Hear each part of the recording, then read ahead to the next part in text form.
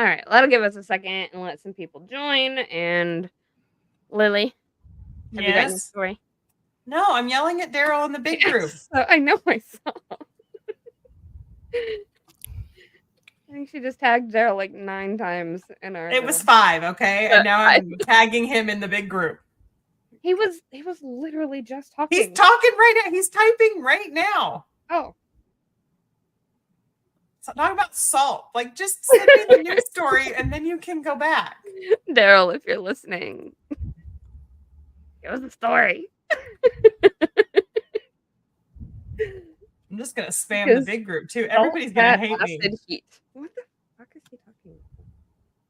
Oh, I try really hard to watch my language. I can usually do pretty good about not dropping F-bombs when we're live. I try really hard. We're not allowed to drop F-bombs, okay? Not when we're live, I think, just because it's like that makes sense. I don't know exactly what Facebook will do to us if we drop too many. You're so right. I'm surprised I'm still allowed to be on Facebook. I've never been banned, and I see people get banned all the time. Yeah, I know. All right, I got it. You got it? Okay. So oh God, when was it, Lily? When did we have your birthday party? At Denise's. Do you remember when that was? Like 3 years ago? 4 years ago? 3 years ago, 4 years ago, 3.5, almost 4. Kevin, hi. So, we had her birthday party over at Denise's house. And it was like a whole bunch of us, like Mando women that had gotten together for Lily's birthday. And we had helium balloons that had like the child and, Din and like stuff like that on them, right? It was super cute. And I got in trouble by Facebook because they thought one of the balloons with the child on it was a boob. Like a giant boob. She got flagged for nudity, and we were like, what? Like, I don't understand what's going on. Just a great example of how AI is perfect. Oh my God. I know. You know what? I have found a use for AI in my life. It writes the bones of most of my Etsy listings. So there you go. Just make sure that you are somewhere tagging that has been written by AI. Oh, I didn't think about that. I go in and change so much of it. I didn't think that it was. You can, if you edit it, that's fine. But you I can get in trouble. Anything. Those guys are idiots. Have you seen the stuff that they come out with if you don't edit? No, I just use it to like write my the bones of my listing, and I go in and move around and put in the things that make sense. Daryl's fired again. It saves me so much for realsies. Oh. He did text me and he was like, "Ooh, you need to have Lily read this week's news story." And I was like, "Oh, okay." I see that, and now he's fired, and I don't like him. Okay. Well, hey, Mourners. Oh, hi. Are we live? Oh, we've been live. We've been live for a while. You notice how I actually did say the name of the right podcast this week, even though we have not come up with anything else to intro this stupid show. We totally have it. Rachel. Okay, so I don't know if you've ever listened to both of them or not enough to know, but the intros are the same. Hey, Herd. Hey, Mourners. And it's just because like, hey is just like what I say, so that's my normal greeting. So it just sort of evolved into that, and now I don't know how to get away from it. So now we gotta work on it. But we need to come up with like some sort of, son of a gun, dearly beloved. Ooh, that would be cute, right? Ooh, I like that. Here, hold on. We'll have AI write something real quick. Hold on. This episode brought to you by AI.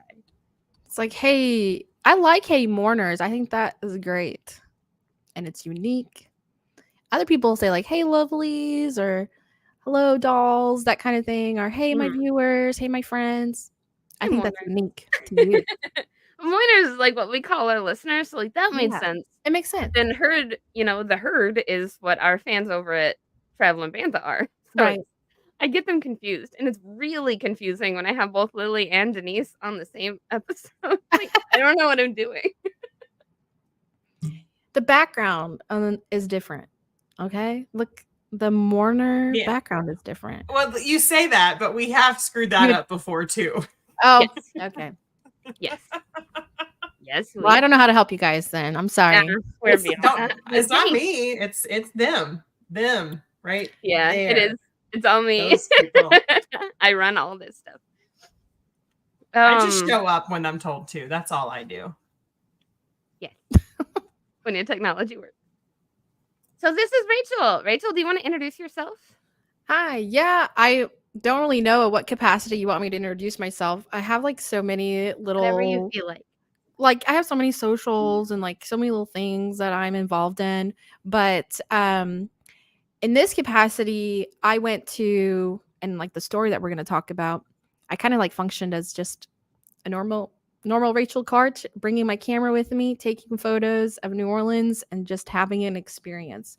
So I'm kind of going under that social of my photography business, but yeah, so my name's Rachel and I own R Karch Photography, and I am mostly a composite photographer with, of course, always dreams of being a travel photographer, but that costs money. So She does beautiful work.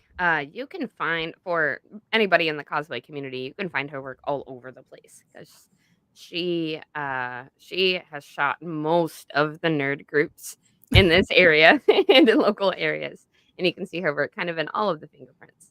That didn't make any sense. You can see her fingerprints all over the community. There we go. Yeah. I still have my fingers, so Oh, that's good. Me too, somehow. Yeah, but that would be right up our alley to find people's fingers. That would be what the story would be about. You know, I'd be like, we're trying to locate my fingers. We had Denise on here not long ago, and she told us about toe grenades. This dude toe grenades. He straight up chopped off his toe and threw it at somebody. Whoa, that was weird. I didn't is like that. Hardcore. That's hardcore. You gotta be really mad at somebody to do that. He was very out of his mind, from what I understand. Mad. So many drugs. Like mad in multiple ways. All of them. Yeah. All right. Well, Rachel has never been on the show with us before, so she's here to share with us some interesting interactions she had when she went to New Orleans recently. And for those of you who will watch this later when it comes out as an episode, you'll see a lot of her photography sprinkled in throughout the episode as well. So there's some beautiful, beautiful images. And I know I personally think that you did an amazing job capturing the way she feels, like the heart of the city. For me, I think you did a beautiful job. So I'm really excited to share those. Yeah, I think everybody really views the city in a different light, and they have their own kind of lens of what it looks like to them. Like some people go to New Orleans for like that party scene, you know, and some people go to New Orleans for the music. Some people go to New Orleans for the voodoo, and that is why I was there, because of the voodoo. And that is kind of how I processed my photos and my vision. So even though there's photos of like partying and things like that, it's also in that shadow of the voodoo-esque vibe that New Orleans really has. Yeah, I'm excited about that. I want to pop over here to the comments for a minute because they have gone crazy. Okay, Kevin. I was about to say, can we talk about what Kevin said, please? I've found fingers before. What? I have found fingers before. Kevin, we're gonna. Were they? I'm like, are they human fingers? But I'm like, wait. They're probably, but like. Okay. Eric says. So Kevin, come back and tell us information. Eric says Leo would pick up any fingers he found. He would. 100% he would pick them up and maybe dangle them from a tree. No. Just slip them in his pocket and go on with his life. Yeah, he stubbed it on a shovel, or no, a pocket knife. I think he cut it off with a pocket knife, right? First he stubbed it with a pocket knife, and then he threw it at the guy. No, I'm not. Trying to help him. Pretty sure. My gosh. The guy lop off a few on a job site. Oh, that was an accident. Ooh. Does it mix well with other smokable? Leo. Smoking people's fingers? No, he was talking about this episode is brought to you by Johnson's embalming fluid and the letter F. Oh. Okay. For fingers. For fingers. That's amazing. I really kind of want that to be a sticker. Is this job sites are regular consumers of the fingers? You know, I recently found out from a necklace. that another thing that happens to fingers at job sites, or if you're like a climber or something like that, there's this event that can happen to your fingers called ring emulsion. Do you know what that is? No, I I have don't no wanna know. idea. Yeah, it doesn't sound very Really, nice, right? find us a But picture. basically, if your ring, like if it's made out of metal, if it gets caught on anything, what it does is it just takes all the Oh, no, skin and the ma'am. He muscle with loves it. you. Yes. No, thank you. I have seen I've seen pictures of fingers that have been degloved from like Yeah, degloved. It's ring emulsion is ring. degloved. Yeah. Ooh. And then that's why they have like rubber rings and things like that for Mhm. people who work at job sites or rock climbers and stuff like that. Will those So if will the rubber you ones like break or tear before they? Is that why? Or Yeah, they do. They don't. And they Yeah, I mean, have a it'll little bit of still hurt, I stretch. imagine. It's the rubber ones stretch and stuff. oh, okay. But like, Man, and if you that do hurts. any of those activities, I totally recommend getting a rubber one. It's worth it. It's totally worth just getting the rubber one if you have to have Yeah. a ring. Yikes. Okay. Okay. Because if you have like nightmares about ring emulsion like me, I'm not wearing. Yeah, I don't blame you, Kevin. I hope you don't. Do you wear a wedding ring,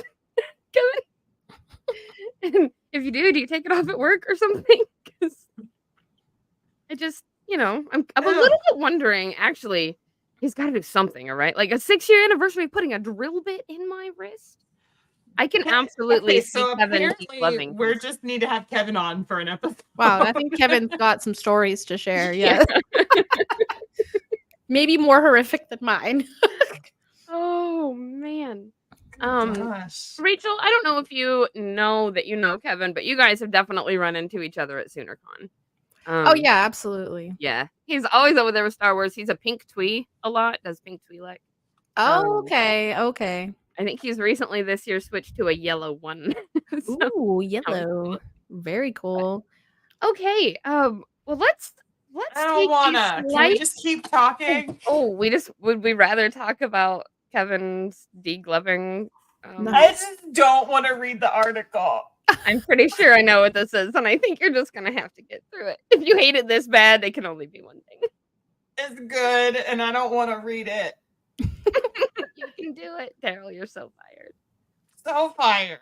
So go back to your island. Fine, I'll read the dang thing. So, Rachel, the way this works, and for any of you who have not watched this yet, I would like to know, how it works. We start off our episodes with a news story, and we don't pick them and we don't vet them. Okay, Daryl I see. sends them to us and we read them blind, and that really is like part of the fun, part of the chaos of it. But unfortunately, our Daryl is a menace, and he has learned exactly how to dance all over our buttons. I see. So yeah, whatever he sent Lily means this is definitely I keep her freezing in favorite like kind of weird story. places. Yeah, you keep freezing in like I don't know if they're weird, but they're pretty amazing. You have like hilarious faces every now and then. You're just like, You are freezing really hardcore. very weird, It's amazing. but it is fun. So, are we ready for this? All right, let us have it. This is from ABC News from June of this year. So within the last 74-year-old 74-year-old woman pronounced dead in hospice care, found breathing at funeral home. Oh no. Oh yeah, oh no. That's how we felt the first time we read a story like this. Oh, This no. is like the It's seventh one. Oh my God. And they just get worse. Like last week, wasn't it last week that we had one where like she was about She to woke be up in the cremated? hearse. Yeah, and then woke up in the and like on the Oh no. Okay. All right, let's So, have it. authorities in Nebraska are investigating after a 74-year-old woman believed to have died while in hospice care was found to be breathing after being transported to a funeral home. Daryl, I hope you're proud of The yourself. woman subsequently died after being transported to a hospital, authorities say. The unusual. You can't see me, I'm frozen, but I'm doing air quotes. The unusual incident began Monday morning, according to Lancaster County Chief Deputy Ben Huchin. The woman had been transported from a nursing home where she had been declared dead at around 9:44 a.m. local time. Because To as the we've learned, it's Boothurst apparently Macer- incredibly hard to tell if people are breathing. The Boothurst Macer and Love Funeral Home in Lincoln, according to the Lancaster County Sheriff's Office. Authorities responded to the funeral home after an employee noticed the woman was breathing and instantly called 911 at approximately 11:44. 2 hours. Tyler says was that's dead. totally it. I'm not dead yet. Scene from Monty I'm not Python. dead yet. I'm not better. Yeah. I'm actually feeling quite bad. So, funeral home staff conducted CPR on the woman, identified by authorities as Constant Glance of Lincoln, and she was transported to a local hospital alive, Huchin said. Oh, Glance ultimately died at the hospital at approximately 4 p.m. Monday, and her family has been notified. Are they sure? I don't know. Did somebody double check? Did she act? Oh, wait. So she They She thought did she die. was dead at the hospice. She got to the funeral home. The funeral home goes, oh, shoot, she's breathing. And then they send her to the hospital where she died. How much time in between? She was pronounced dead at 9:44 a.m. and she got to the funeral home at 11:44, and then she died at 4 p.m. What a terrible day. What's like that? Like what? That's the worst last day that you're gonna have, man. Right? I hope they got her ice cream at some point. I hope, yeah, like ice cream and the medical drugs that are legal, like opium. I hope she had a hot nurse. That's all I asked for. What a terrible day. Yes, exactly. That's the name of this episode. What a terrible day. I hope that she was like, when you get to that state, they put a lot of drugs in you. I hope that she was just like, kind of out of it. I'm traveling. I'm into space. I hope it was something fun. Yeah. Right. Yeah. Hopefully it was a great day, not a terrible day. Oh. For us to witness it or listen to it, that's terrible. What a terrible day. So they say that because this was a case where a death was anticipated and there was nothing suspicious about her supposed death, the nursing home did not have to contact the coroner or local authorities after the woman was declared dead. Oh. This poor deputy sheriff guy has been doing this for 31 years and nothing like this has ever gotten to this point before. Oh, well, that's good though. That's that's good. That's good. The amount we've of heard about it makes it sound like this happens a lot. So that's it. I imagine like shallow breathing and low heart rate and things like that, and like machines can be faulty. And I don't know if you've ever been to like nursing homes in the area, but some of them don't really have up-to-date equipment, and some of them are like have equipment older than me. But do they not have up-to-date training? No, probably not. Guess not. Probably not. You probably because I just feel like I've never been in contact with a dead body, but I've been in contact with plenty of live ones. And I just feel like I should be able to tell the difference, right? I bet it was so shallow that you couldn't even tell. I bet it was so shallow, that breathing. But in 2 hours, she didn't get cold. She didn't get stiff. She didn't. Right. Yeah. You would think like the coldness you would think there'd be like other indicators rather more than breathing. Yeah. Yeah. So This is the roller coaster of calls that family had to get in a matter of hours to be wild. Hey, your mom's dead. She's going to this funeral home. See you later. The funeral home. Hey, JK. She's Also, going to the hospital. Yeah. Also, though, too, like this is just me being like, I'm so this way. I'm like, well, thinking every avenue, but I'm like, oh, like the LPNs that work there, they're overworked because they don't have enough of them either. And it's like they work extra long hours. So I could just see them they're exhausted. And like they're like, oh yeah, this one's kaput, like we gotta send this one off. We got a waiting room full of people that need to be in here. Yeah. I wonder Who knows? But It's was probably she- just a series of unfortunate events like that, you know? But she didn't start. She wasn't at the hospital. She was in hospice care. And so I feel like hospice care That's a little different. Yeah. should know. I would understand it overworked like ER, like or a hospital, but like this is Or hospice maybe care. inside a nursing home. 'Cause I have a few friends who work at nursing homes, and they're, like, exhausted. I understand that, but still. Yeah, but I guess in hospice, I guess it makes sense because they're specifically Trained. monitoring Stuff to check, like, death, you know? They're specifically monitoring that. That's unfortunately what they Like do. they're waiting. I know they're sitting They're there like, waiting "Okay, for you you're to dead." die. Well, Yeah. Yeah. Ay. oh, yeah, Leo says, "Bring back wakes and dead ringing so we know who dead is dead." You know, I'm Oh, for yeah. it. Let's do it. I'm Real down. cool if Be you real showed up for cool if she bingo. showed up for bingo. Oh, man. Well, good job again, Daryl. Yeah, woo. How do you keep finding these? Is that just what you Google? People who we thought were dead but Are you weren't. using AI to create these articles? This is really brought to you by AI. Daryl says you're welcome. You're welcome. You're welcome. You're All right. fired. Go back to your island, bro. Back to the island. Go. New merch idea. Back to the island. We're never gonna actually make any of these. All right. Well, let's move away from the Pretend dead pissed people. off the runes. Nurse just miscalculated the lethal dosage. No. Oh, too far, Tyler. Too soon, bro. Too soon. Soon. I feel like okay, I'm the only one laughing. That makes me maybe I should stop.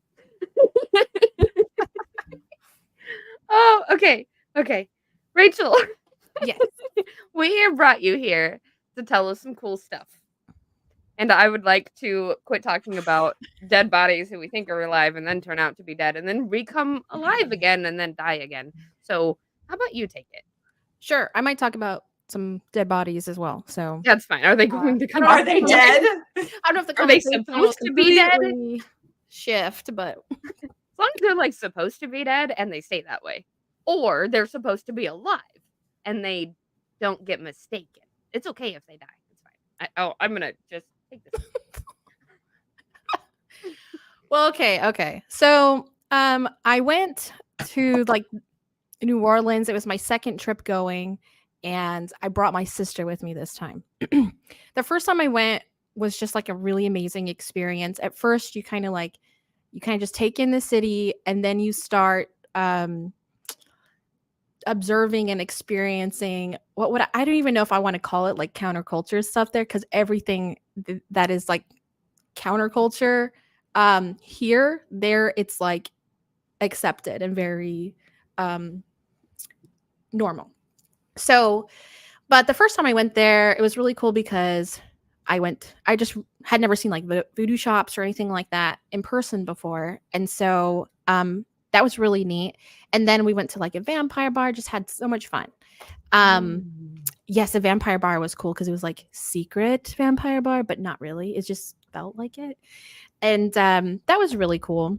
So I really wanted to share that experience with my sister because she kind of has that same, vibe that I do. I like kind of creepy stuff and like horror movies, and I'm just really into that kind of stuff. Yeah. And so is she. We kind of grew up bonding over that type of experience and movies and all of that.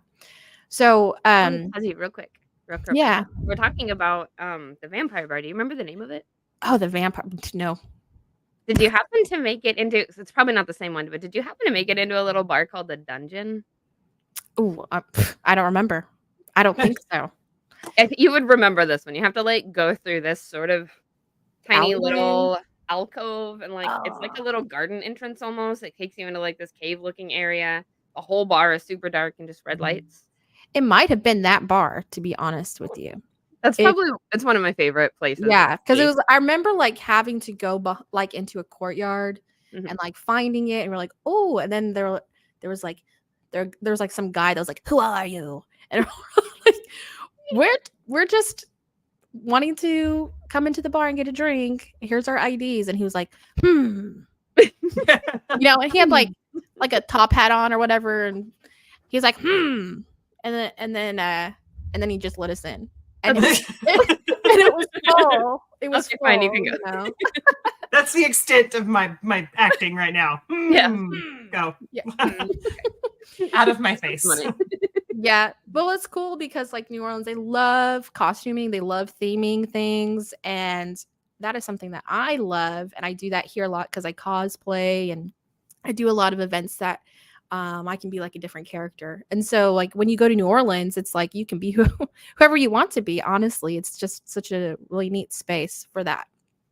But yeah, so the second time I was like, I have to take my sister. She's gonna love it. It is amazing. It's always an unforgettable experience when you go. Yeah, I definitely agree. And I just went that first time, and I knew like the second time I go, I'm gonna have another unforgettable experience. But like the experience I ended up having was just a little bit different than I expected. And I think maybe even controversial in a way. Rather, the things that happened to me and my sister, whether they were ethical or not. So I think that'd be kind of an interesting conversation to have. But yes. Just real quick, you mentioned whether they were ethical. Is this like on behalf of the organization you were involved with, or No. Okay. No. And it's just something that I thought about kind of deeply, and I was like, I don't even know if like this is acceptable behavior. And then I kind of did more research on it, and a lot of people are like, this is really unethical, this and this and this, and I was like, oh no. So okay, but yeah, we'll talk more about it later, and you'll see what I mean when we talk about it. Yeah. Basically it's like things that are not being told and secrets being held that shouldn't have been. Okay. Yeah, and then in retrospect you're like, wait, what happened to me? So first of all, like the trip started normal. We went there actually we went Easter weekend, which we totally don't celebrate Easter, so that was totally off my radar. I didn't realize it was Easter weekend until I started seeing people walking around with like bunny ears and like bunny suits and like all type of garb that you wouldn't expect to see on Easter. So like New Orleans does Easter very differently. Okay. They have lots of floats, lots of costuming, and they also have a gay pride parade during that time as well. So you get a mix of Easter and gay pride together. I And would it love is to go to Pride in New Orleans. it is so fascinating. Yeah. And Jesus has risen. Here's a bunch of gays. yes. I and love there was, it. you guys, there were so many gay Jesuses out there. I took I think Jesus would be I took super pictures happy. with him. I was like, "Gay Jesus, please, may I take a photo with you?" And he had like pentagrams on him and stuff. I was like, "Yes, we must take a photo." I found a picture of you and your sister. I'm just gonna pull it up real quick so people. Oh, sure. Me and my sister. But yeah, we went Easter weekend, and it just happened to be kind of an interesting time because we also lost our dad like when we were fairly young, in our early 20s. Our dad passed away, and I thought it would be kind of a cool treat to oh yeah, there's me and my sister. That's like a good picture of me, I was like, oh fun, it's all angled and stuff. Like, You sent me so many cute pictures. I'm dying over the ones of you guys when you were little. oh, thank you. I like that one a lot. But we anyway, I got distracted looking at that cute picture of us. But I'm just kidding. Episode title. So many gay Jesuses. So many gay Where's my Jesuses. sister? But anyway, we lost our dad when we were fairly young, and it's always been something that's been a shadow on us, or like something heavy on our heart, because we missed out on a lot of time with him, and he was such a inspiration to us, and such a like he introduced me to like everything nerdy. And if he knew what my life was like now, I feel like he'd be so proud of my ultimate nerdum, which is cosplaying. Like he really developed a nerd in me. And so, and my sister as well, even though she doesn't do cosplay, she still enjoys nerdy stuff. Nice. But so much. Yeah. And so we miss him. Oh my gosh, we miss him, and we cry for him still every day, pretty much think of him. He was such a great dad. But anyway, so because of that, I had never had this experience before. I wanted to try to do a seance. And I asked my sister, I was like, do you think, do you want to do a seance? Like, what do you think? Oh yes, when we were little. Look at that. Look at those pants, by the way. Look at those Jinkos. Those are I would so totally baggy. still wear them if I could find them and they weren't. Oh my god. They're Side like rail. Jinkos are a thing, $300. but they're so expensive now. Something happened to style, like my style, where I used to have like baggy jeans and pants, and then super tight shirts. Mhm. And then now I've reversed it. I'm like baggy pant, or baggy shirt, like a sweatshirt, and then leggings. That's like my go-to now. It's like complete opposite. Look, I have tried to make the jump from skinny jeans to like flares, and I can't do it. I'm like, I just don't. So hard. I'm trying so hard. I can't. I feel weird. But I lived in giant flares when I was a teenager. Yeah. Giant. I love my back. And everybody who's wearing those jeans that are like flared out, Shut. One.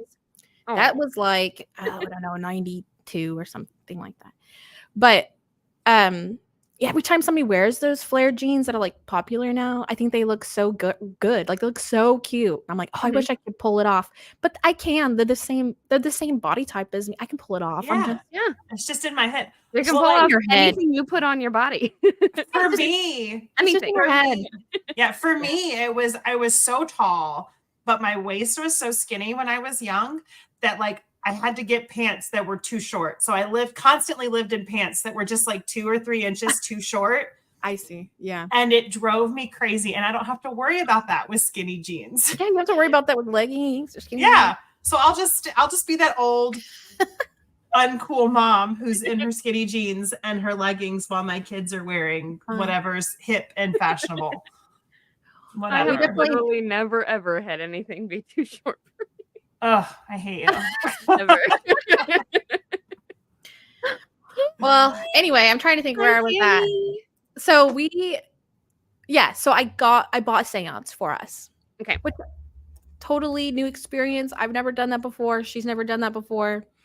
And so I ended up purchasing the seance on Easter Sunday itself. Okay. And when I first got it, I didn't realize it. And then when we went to New Orleans, I was like, oh my gosh, it's Easter Sunday. And it was kind of a bummer because a lot of things were closed that day. And we only had like 3 days that we had time for.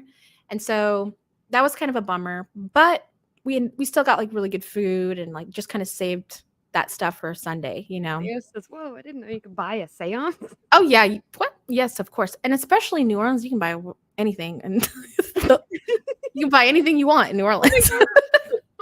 Wait, probably some lanterns too. You are so correct to have a story.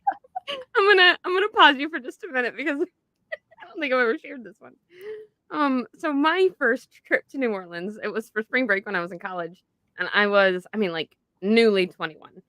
And I had gone with a handful of people who were not. They were like 19, 20 still yet, right? So we were kind of having trouble trying to figure out, like, what can we do with the minors? And, not the minors, but the not old enough to drink. The ones that can't drink, yeah. And so I was just going to order, there was this liquor store that would just deliver stuff I wanted to the hotel room. So I was like, well, I'll just order what I want to the hotel room. And I'm looking through the phone book, and I'm like, oh, escort service, escort service, escort service, escort service. I'm like, they're literally in the phone book. Yeah. This is amazing. Like, it's like I didn't order any escorts for myself or the 19 and 20-year-olds, but let me tell you how excited I was to find out that like 2024 sex work has at least been legitimized enough that escorts are in the phone book. They have that in Nevada too. I used to live in Nevada for a little bit, and that was just common. Like you just see that. I love it. Because, like, I'm not going to go off in a rant. I'm not. But, like, how much safer, right? It's Like, how safer much safer? It's like, hey, this is for a everybody. place. This is not hidden away. For everybody. So I don't like the Cammy transition says, "Gonna here. get an escort to walk me to the bodega." Cammy, I'll be your escort. Of course. I don't like All of the, us. the We're all transition on from We'll all escort. escort Cammy. Yeah, because we love you. We all love you. So I don't like the transition from escort to 14-year-old me, but I do have to show you guys how skinny I was because I found it. Okay. Lily, what the hell are we doing? Segue. I don't know, but I have to. I found it, and if I don't do it now, I'll forget. Okay. But like this girl, her pants never fit. Look at that. Oh my goodness. Oh my gosh. I love the cutout. That is so Yeah. 90s. This is like, my cut friend's it like out, put cardboard behind. Oh my oh, god. this That is is my amazing. friend's like scrapbook. Adorable. But like these pants fit me lengthwise and they are falling off my hips right now. I remember those pants and they were like this big of flares. They were fantastic. Oh, I love it. So I just needed everybody to know that that's what Skinny Lily looked like. I'm very happy about that. Cammy says, "Ooh, 90s fashion magazine." Yes. So no, that that tank top was like not knit, but it was like stretchy and like when you walked it would like bounce. But I always wore it under like a granny square cardigan that was like neon colors. Of course you did. So that's it. That's okay. Anyway, back to the escorts. Okay. Back to the escorts. Oh. Back to Rachel. Oh, okay. Back to me. Okay, back to me. Whatever. Something. Back to something. So yes, you can buy seances. And anyway, so let's just go right to the seance. Okay. Because we had that kind of normal New Orleans experience, like shopping around, taking pictures, eating amazing food, like listening to music. We had the whole New Orleans experience. And then so good. Then Sunday actually happened to be near the end of our trip. So we went to that Sunday night. So we get there Sunday night and I'm like trying to think of how to describe it. We actually waited outside for a little bit because they closed the shop down. It's actually within a voodoo shop itself. And then we waited outside for a bit to go in. There are two other girls with us, two other ladies around the same age as us. They had the wish to speak to their grandmother. So they wanted to connect with their grandmother, and my sister and I wanted to connect with her dad. Okay. I just was laughing at you. No, yeah. Cammy's, I think I have a coupon. Yeah. She probably has coupons and stuff, this lady. But so we go into this seance, and it's exactly how you would expect like a seance to look like. So we went to the shop first and kind of like looked around waiting for the voodoo lady. Voodoo lady. She's a voodoo practitioner, but she's also a I don't even know what to call her. She's a voodoo practitioner. She's also like holds seances and she does the things like that. So I'm just going to call her a practitioner. Okay. But very interesting lady. And she was a little bit late to our seance and she kind of rushed in and she had all of the garb that you would imagine. And she had like Whataburger in her hand as well. She was like, oh, I'm sorry. I'm so late, guys. And I was like, oh, I was like, I don't know if this is the authentic experience I'm wanting for my sister, because really I spent a pretty dime on it because I wanted to have this really authentic experience. But she's like in here, like she's walking in with Whataburger, wolfing down like Whataburger and stuff. And she's like, hey guys, just 5 minutes, please. And we're like, that's fine. And so we're just looking around the shop and looking at things like, like fingers that have been cut off from skulls and like these are all real fingers. These are all real things and like animal skulls and all that. She had like a museum of stuff. Like they did, and some of them collected or they're like oddities that you could purchase, oddities that you could buy if you wanted to. They were like super expensive though. Mm. So those are those things that you're just like, oh, that's pretty cool. And then you and then you walk away because they were like, $1,000 or something. Yes. But yeah. So anyway, after looking at all of that, she takes us to the courtyard. And if you don't know, most New Orleans Hey, Kevin. buildings, Thanks for joining us. have courtyards behind them. Yeah. But she took us to this courtyard, and then we went to the building right next to it. I think it was actually the same building. It's just how she had it organized. It was easier to just walk out and then come around to the next. Sorry, that was me, I think. Did you hear a little ding? Like a magical ding? It was like it was like a haunting ding. Yeah, like, it was kind of It was like that. Yeah, It was like that. I hit my mic. And Oh my gosh. Wow. Did it Well, if sound you want to add atmosphere, girl. She took us to this building. Bong. I know. And we're Oh all my just gosh. like, yes, I'm we are sorry, in the guys. building. It was Okay. because I speak like this, and so I hit the mic sometimes. I apologize. I didn't mean to scare you guys. I'm sorry. Let me give you pause for just a second because you both inspired me, and I went and found a picture of this is me at my 13th birthday party. Oh yeah, I want to see. Oh yeah. This is how off the rails we get. It's fantastic. It always.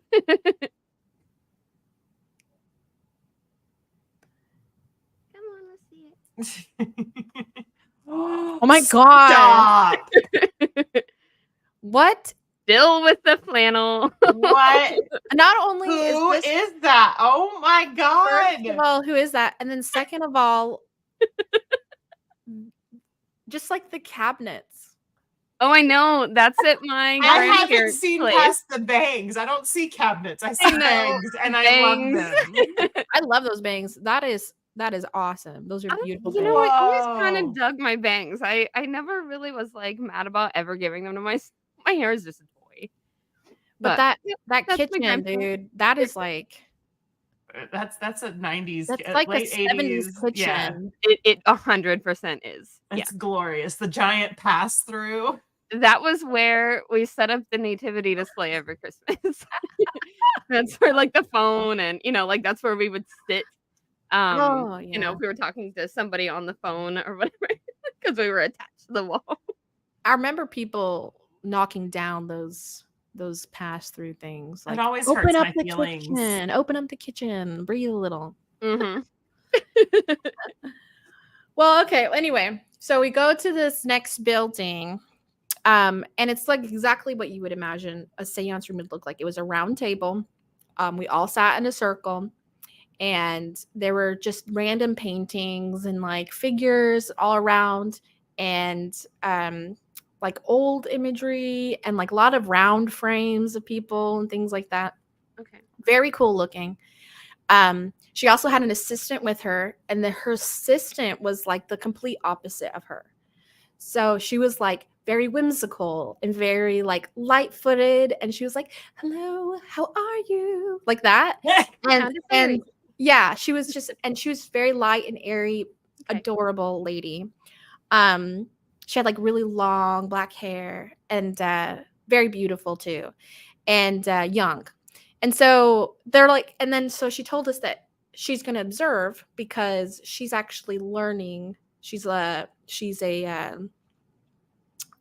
what's the word? Yes, this is the lady I was talking about. That's eating the Whataburger. Whataburger. Okay, I thought this was lovely. Yes, and then so she has her protege or like who she's mentoring, who looks very different. I couldn't find a picture of her online, but that is the lady. Yes, and she this is a younger photo of her, I think, so she's aged a little bit since. She definitely looks like she's seen some stuff. Yes, she has. She really has.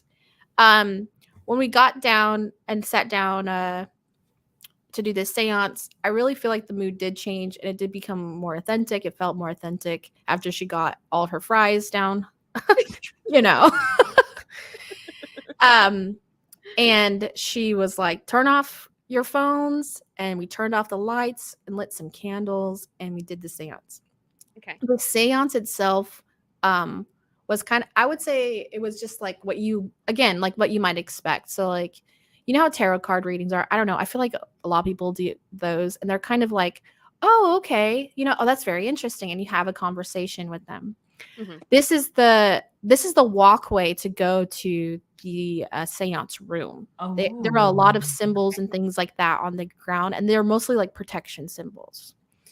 And then you see like those little figures and stuff around. There's a bunch of those just all over the place. So where it's like you got to watch where you're stepping, or you're gonna hit that corn cob. So you got to be really really careful where you're going. A lot of cool figures like that. But yeah, so we had the seance, and it went right through that door in the back. So you go through this hallway, and then towards the back, that's the door to the seance room. Okay. Also, the walls were like covered with fabric and stuff. So if you can really imagine that. That's really cool. There's no we didn't take any pictures in there. We were very like, I just didn't want to do that in a weird way. I just wanted to experience the moment and not actually have my camera out taking a bunch of pictures and stuff. Yeah. Anyway, so she also kind of gave us like, oh yeah, that's the shop I was telling you about that we were looking around in while we were waiting for her while she was eating Whataburger. Yeah, a lot of cool little things. And some of them are a ghost bottle. Yeah, some of them are gimmicky, like a ghost bottle. But then some are like, oh, that's cool. Where are the fingers? Oh, I don't know. I was just joking. I'm looking. I was just joking. Ray's like, I'm gonna find him. But like in this cabinet right here, I'm like pointing like you can see. But that cabinet right there, where the little shells are, if you go down, like down further, that's where a lot of the like really unique, expensive items were. Oh, I see. Okay. Yeah. Messenger croc. Oh no, what does that say? Messenger. I don't know. Croc. Messenger Oracle. Oracle. Oracle. Yeah, we're all done. Oh, I thought at first I thought something else. So I was like, oh no. Yeah. We tried to keep it PG. It looks like it was like the country crock margarine container. So I was like, what is that? There's weird little things just all over. Just I love this. Very cool. All the way up to the ceilings, all the way around. It's just a very sneak peek of it. Yeah. But okay, so anyway, we did the seance and just kind of like how you would expect. My sister was talking to my dad and she teared up a little bit and things like that. And her symbol, like she got symbols. Apparently my dad gave us symbols in this conversation, and just like to remind us of him and like kind of like protection, just to remind us that we are loved. And so my sisters ended up being a raven, and like I think it was a raven or it was a crow, one or the other. And of course that's like super cool. You're like, oh yeah, a crow. And so she's just like really into crow stuff now. And then they got to meet. Makes a lot of sense because crow, just to interject real quick, crows can often symbolize memory. Yeah. Like intelligence, smarts, communication. Yeah. So it's really cool. Yeah, it's such a cool symbol. And she really gravitated towards that. And then like the rest of our stay, she bought some like more like crow themed items and things like that. For me, this is what at first she goes, huh? She goes, huh? How interesting. Oh, okay. And I was like, oh gosh, what is my symbol? And she said, your symbol, for some reason, I don't know. She's like, I see a whip. I was like, oh. And then, yeah. And then she had like a bunch of other questions about that. Apparently, it's not like a whip to be it's naughty. Not like an Indiana Jones whip. It's not an Indiana Jones whip. It's not a naughty whip. Nothing like that. Oh yeah, this is a picture of Voodoo shop window. Ooh. And so I was like, yeah, it's not like a naughty whip or anything. What it was is it really means like a protection symbol, and like he was fairly protective of me, and I was the youngest daughter, and he just, the symbol is just protection symbol is really what it means. And so the voodoo lady, voodoo practitioner, not voodoo lady, voodoo practitioner said it would be really cool if you should really buy like a whip and place it in your house somewhere for protection. And she said, and you can be really funny and put it by your bed and make people really question it. Yeah, I was like, oh my God. though. But I was like, and I don't know. I just not feeling the whip thing. So I was like, okay, that's cool, you know. And anyway, so the same kind of process goes with the other two that are there with us. They were a little less teary than my sister was. I was teary for my sister, and I was really excited that she got to have that experience, and I think it went really well, actually. They also assigned like our voodoo gods and goddesses and things like that. Really cool stuff. This is like what a courtyard looks like in New Orleans. By the way, these are what they look like. They're just so beautiful, and I love so many plants and just green. I've never been, but this just makes me want to go even more We need than to I meet already there. did. Yeah, Yeah. we're gonna meet there, babe. It is awesome. Yeah, it's totally worth every dime. So how cool. You were mentioning really wanting to take your sister and have this experience with her, and then to get to watch her have like such an incredibly emotional experience. Like, yeah, it was awesome. That's really special. It was awesome. We had there were some other things too that happened. Like there was like supposedly there's a spirit in that room.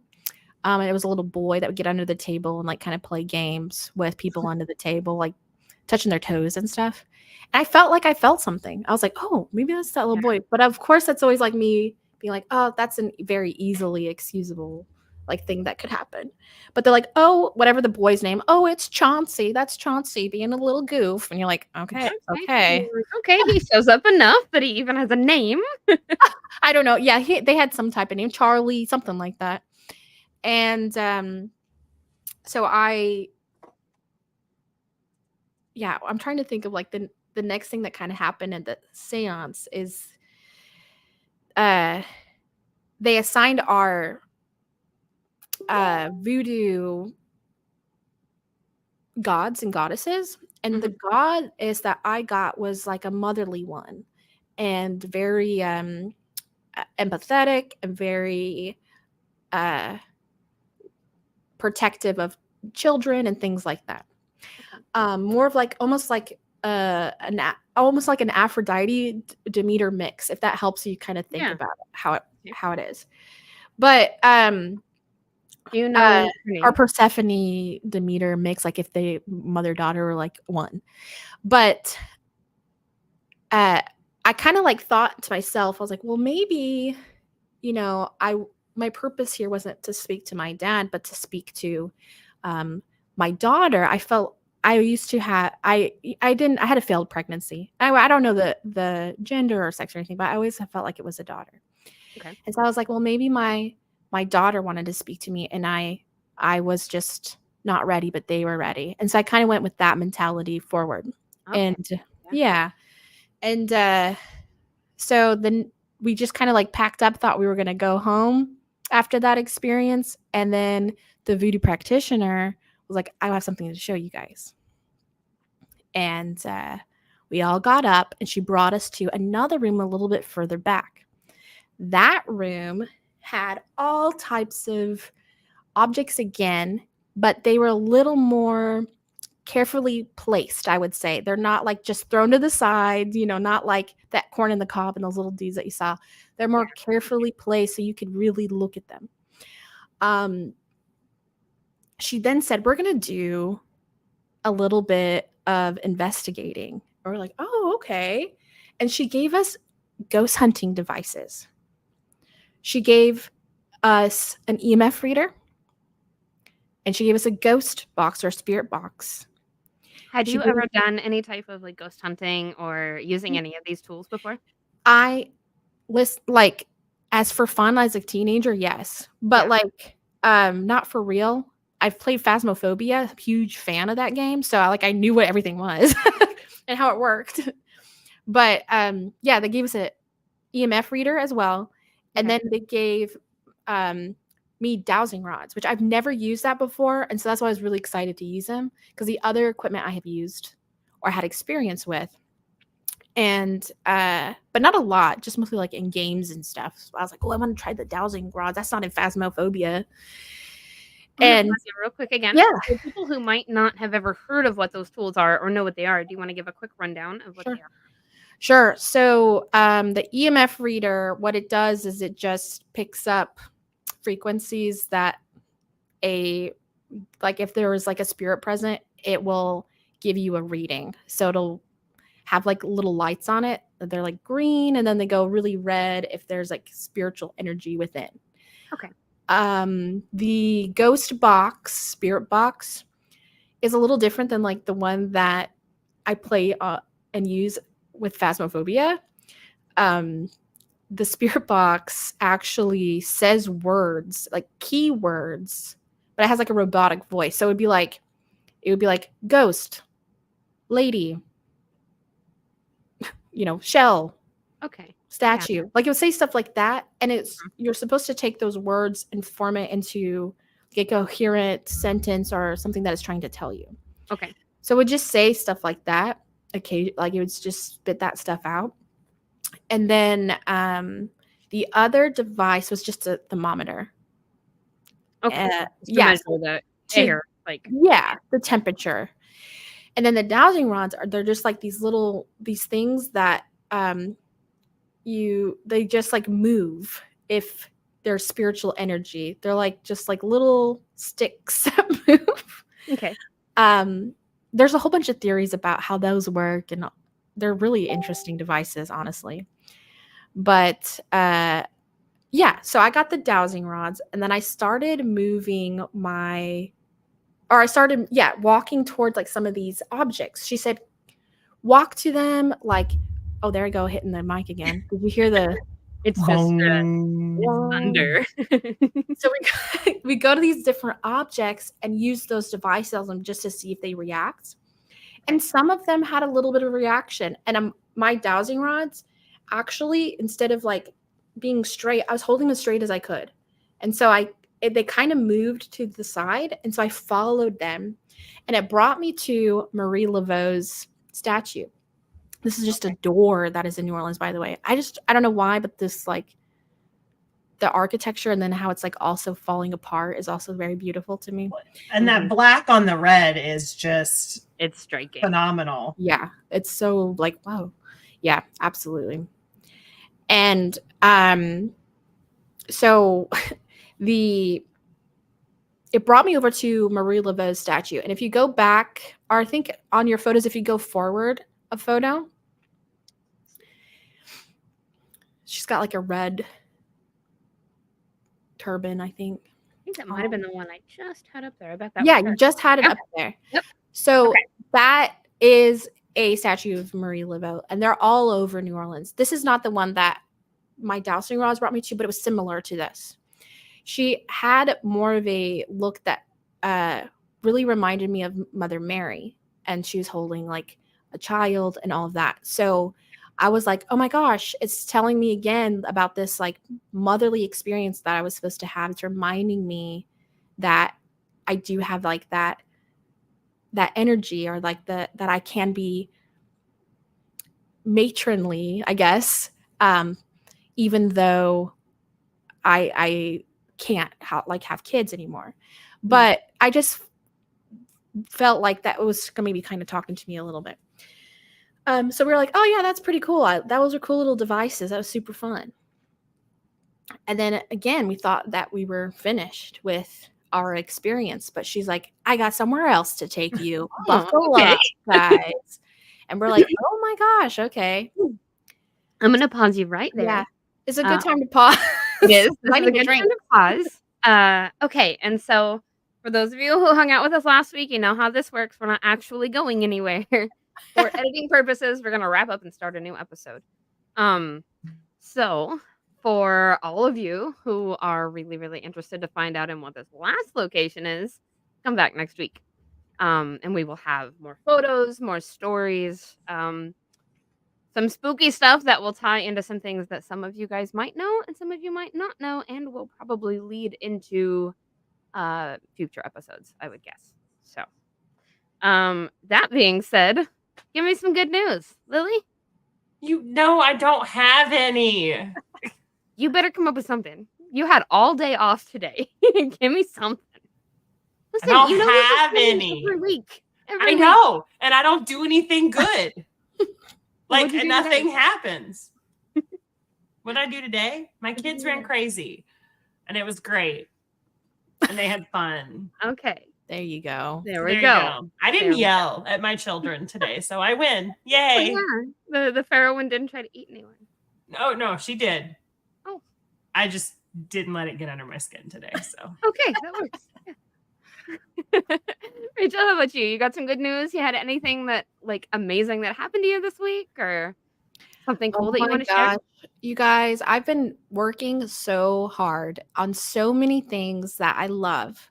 And when you work passionately about something, you care about how people feel about the product, right? So I've been getting so many good messages about like, you're awesome, you're great, you're doing a great job. And I just had so much positive reinforcement this week that I am just thriving. So I'm feeling good. So good. That is so good.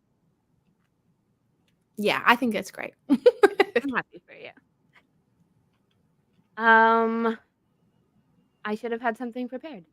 You just No, lectured. wait You just second. lectured. No, Wait a dang minute. I'm all onboarded at onboarded. I'm all like set up to be able to take clients at a friend's gym here locally in town. So I'm literally just waiting on a license to come in the mail. Woohoo! That's my hell yeah. Yeah. Yeah. That's awesome. Okay. So thanks so much for hanging out with us. Again, those of you hanging out with the live, don't go anywhere. We're gonna literally be right back. And yeah, and you guys will want to find out because it's crazy. It's some crazy stuff. Yeah, I'm so excited. This is a crazy part. Definitely come back and or stick around. And those of you listening on any other platforms after the fact, make sure to come back next week. And this has been the Morning Report. The Morning Report. All right. Okay. And Just now, a heads up, I'm not going to have anything good for you next episode either. like at least 40 minutes. You better come up with something. Nothing's going to change in 40 minutes. But use AI. Have it come up with Use the AI tool. Yeah, tell it to make you something good. Tell me some good news. So this is a good time if anybody needs a potty break or refill their water or whatever. Okay. Otherwise, we can just get back into it. Might as well just go for it. Let's go. I will tell you some crazy news I got this week. Do you want this in replacement in the podcast or not in the podcast? Oh, I don't care. You can put it in the podcast. Okay. I found out from my hairdresser. This is the first time I've ever heard this. She says, I was talking about my natural color, and she goes, "Oh no, you're not a natural brunette. You're naturally blonde." And I was like, "What?" Like it just completely, I don't know. It just really set, like, that is so weird to be your whole life think you're a brunette, and then you're like, she's like, "No, you're blonde." And I was like, "What?" Because I don't know if you know, but Rachels have like this thing where blonde Rachels, like naturally blonde Rachels, are mean, and naturally brunette Rachels are nice. Oh. And so I was like, "Oh no, you're not mean." I was like, "Oh no, I've been making fun of blonde Rachels this whole time, and I'm one of them." She is mean then. It works out. It checks out. Oh, it checks you out. Are mean, Rachel. I know, because anytime somebody's like, "This person named Rachel did this," and I'm like, "Is she blonde?" And they're like, "She is blonde." I'm like, "I knew it." I knew it. And then I'll be like, "Rachel, is it spelled with an AEL?" And they'll be like, "It is." And I'll be like, "That's what's wrong." Stay away. But, yeah, I always joke about that stuff, but obviously I don't really believe it. But I like totally just re-identified me. I was like, "Oh my gosh, I'm a blonde." You know, I thought the same. Like I went in to get my hair done the other day, and I know this is fade, right? This is my natural color, but I was like, "Oh, just just dye the rest of it dark blonde, like like my roots." And she was like, "You don't have dark blonde hair or dark brown hair." And I was like, "Yeah, I do." And she was like, "No, I'm looking at it." Anyway, Eric just popped in here to be like, "Hey, you're still alive," and I was like, "I know, we meant to be." You I know was what gonna we ask forgot to do, though, if is he was okay. 'Cause reintroduce. Yeah. Don't act like you have a natual hair color. I do, and apparently it's dark blonde or what did she call it? Dirty blonde. That's what she told me. Yeah. That's exactly what she told me. I was They're like, hair "No, color this experts. is They're not blonde, lying. it's fake." And she's like, "No, that's blonde and it's real." Okay. Yeah. I was like, oh my gosh. I don't know. I just felt like my whole identity had been pulled out from Changed, underneath right? me. Okay, I have got to go. I gotta go run and grab my computer. Oh, we forgot. Not my computer. The thing that goes into the computer Cord. so that it will stay alive. Yes. like, what are you on if you're not on your computer? You could have more than one The computer. computer's just about to die. But we forgot to introduce this episode. So for all of you guys who stuck around with us, thank you so much. This is Dearly part 2. beloved, we are back Gathered once here again. today. We are gathered here today for part 2. I feel like we should write Prince's like what's the word I'm looking for? Prince's estate, and just ask if we can use him saying "Dearly beloved." Oh, I like it. I like it. That'd be fun. So anyway, I'm gonna go get my charger before it Hurry! dies. Okay. Run! Run! Yay! Yay. Let's look at the shelf that over there. I'm gonna make this a little bit bigger so I can see Rexy's shelf. So Looks like a lot of Star Wars stuff. Yeah, that's her Mando, or their Mando helmet. That is Bonnie from STB. I don't remember Baby Yoda's name that they named him. Oh. There's a Loth cat and a Porg. Normally, I have a much more, what's the word? Crazy background. I am an artist and stuff, so I have like a lot of art in my home. But I'm in the office, and I just moved into this office, so Wait, it's just so I bare. just noticed. Are those the doctors? The plague doctors from Squishable, squish. She's like shoving her Squishable. face in between the doors. Are they Squishables, or are they the other brand? No, they're squishables. They're squishables. Okay. So I've got these. Oh These my god, they're my so friends cute. gave these to me because I have the big ones too, and I call them boobos. I always think my computer's gonna last the whole time, and I'm like, I don't need the charger. Well, we've been doing this for an hour, so it would have been if this was Yeah. normal. Look how weird this one is, though. Somebody gave this to me. Well, This one is a fake one.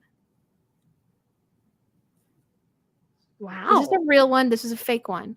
but they're And I'll so tell you, cute. the difference is that this one has, like, the real one doesn't have a hood like that. It's attached. Which brand? Oh. Does that one have a brand on it? And then this one also has a necklace like this.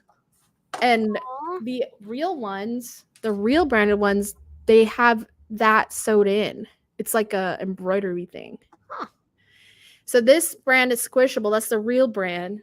And then this one that my friend gave me, the knockoff brand, is not even listed.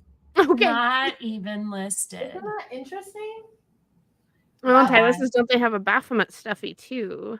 I was gonna say I love Squishables. I have their big giant do. round Yeah. hippopotamus, and it is my favorite thing in the world. Oh, They do have a Baphomet stuffy. One tiny one. They do love a Baphomet stuffy. They're cute. God, that would be adorable. I want to snuggle a little. Tiny, squishy Baphomet. Okay. I'm all back. I'll cut all of that weirdness out in the middle. But thank you so much, everybody who stuck around. I got delayed by Nova in the hallway. I opened the door and she like shoved her face in the middle and she's like, "You're not closing this door." Here, look, you need it. Where did I go? There we go. Did you Oh find no, it? now I've lost it. Oh, There we go. Lily has found a goodie. Those stuffies. Look at that. I want to squish him. Isn't it adorable? He is squishable. Kind of And- looking. And they have a mini one and a micro one, and then they have a backpack as well. They're awesome. I mean, they have giant ones too, like huge. Yeah. ones. That's amazing. I have one squishmallow, and he's a little bitty guy. He's probably about this big. And Dina and Momo got him for me. Oh no, this isn't Squishmallows. Yeah. Squishmallows. Not- That's Yeah, this is squishable, not Squishable. squishmallows. Oh, okay. I have none Yeah. of them. How dare you? I'm just kidding. I'm Yeah, sorry. how dare you? I can see what I get Shame. this all the time. Yeah. I don't have a bell, so I'll slap my hand. Shame. All right. Well, you guys want to kick it off? Because I just got my news story from Daryl. Sure. Oh, son of a gun. I know it's so good though. Just look at the headline, and this is so Is good. this the turkeys? Did he send you the turkeys? Well, they're not turkeys, but they're okay. This is coming to us from CBSNews.com, and it was written by Neil Riley and updated on April 17th of 2024. The vultures. That's what they were. Headline is vultures feared to be dying were just too drunk to fly. Oh, Squishmallow. Tyler says Squishmallow is more squishable than Squishables. LOL, but not as cool. Oh, okay. Okay, so Squishmallow's softer, Squishmallows are great. but Squishables are cooler. Squishables Squishables are cooler. are more dimensional. Okay. They're more All dimensional. right. I was gonna say I thought my hippo was right here in my room, but I do not see it. Or I would. It's like a big round. I mean, she's like this big Yeah. and like round, and she's great. Oh, I want a giant stuffy to snuggle. Okay, first I'm going to read about these vultures. Animal rescuers suspected the worst when they encountered a pair of black vultures in very rough shape earlier this morning in Connecticut. But it turns out these two feathered friends just had too much to drink. A place called Hope, which treats injured birds of prey, responded to help the sick vultures with Watertown Animal Control. They were literally drunk, the wildlife rehabilitator said. Unable to balance, stand, kept passing out, or in our eyes, actively dying. We ran every test, and in the end, they were just too drunk to fly. Oh, yes, it is. Tyler says this is the vultures from the old Disney movies. Oh man. The ones that, the beetle vultures, the beetles, the vultures that look like the Beatles. Oh yeah. In the The yeah, Jungle you Book. know, thank you. You're welcome. I couldn't see you suffering anymore. After ruling everything else out, the rescuers determined that the vultures had likely been dumpster diving the day before the eclipse and getting themselves into something that was fermented enough to cause severe intoxication. Wow. They only needed fluids and to be tucked in overnight and fed a very big breakfast the next day, the organization said. Poor babies. Oh. Video posted the next day showed the pair had indeed slept it off as they were able to fly away and rejoin their colony. The rehab facility said the incident can serve as a reminder to people to make sure dumpsters are kept closed, as some fermented fruit cocktails can have harmful effects on wildlife. Birds don't let other birds fly drunk, a place called Hope said. This dynamic duo had each other's backs, but I don't know if any lessons were learned on their end. Black vultures are a common sight in Connecticut all year round, according to the state's Audubon Society. They can be seen scavenging roadkill on the highway or searching for food at landfills. Yep. That's what they do. Nice drunk vultures. I've encountered a drunk wildlife animal before. Have you And they were really? legitimately drunk for the same exact reason. Yeah. Because they got in the dumpster and ate something that made Was them it a drunk. raccoon? It was a raccoon. Oh, I knew it. Yeah, it was a raccoon, and it got up on my porch. I lived in a trailer park at this time, and it got up on my porch, and I heard like a noise. I was like, "Oh my gosh, what is that?" And I opened the door, and there was just a raccoon right there, and it was sitting on its butt, and it was like. Oh, And no. I was like, oh my God. I was freaking out, of course. And then I was like, oh, why is it doing? What is it doing? Why is it here? And I'm like looking out the window and it's just like on my porch. Yeah. And so we got a broom and we're like, shoo. And it like was like all right. And then it like, and then it just like walked away, and it walked away like drunk.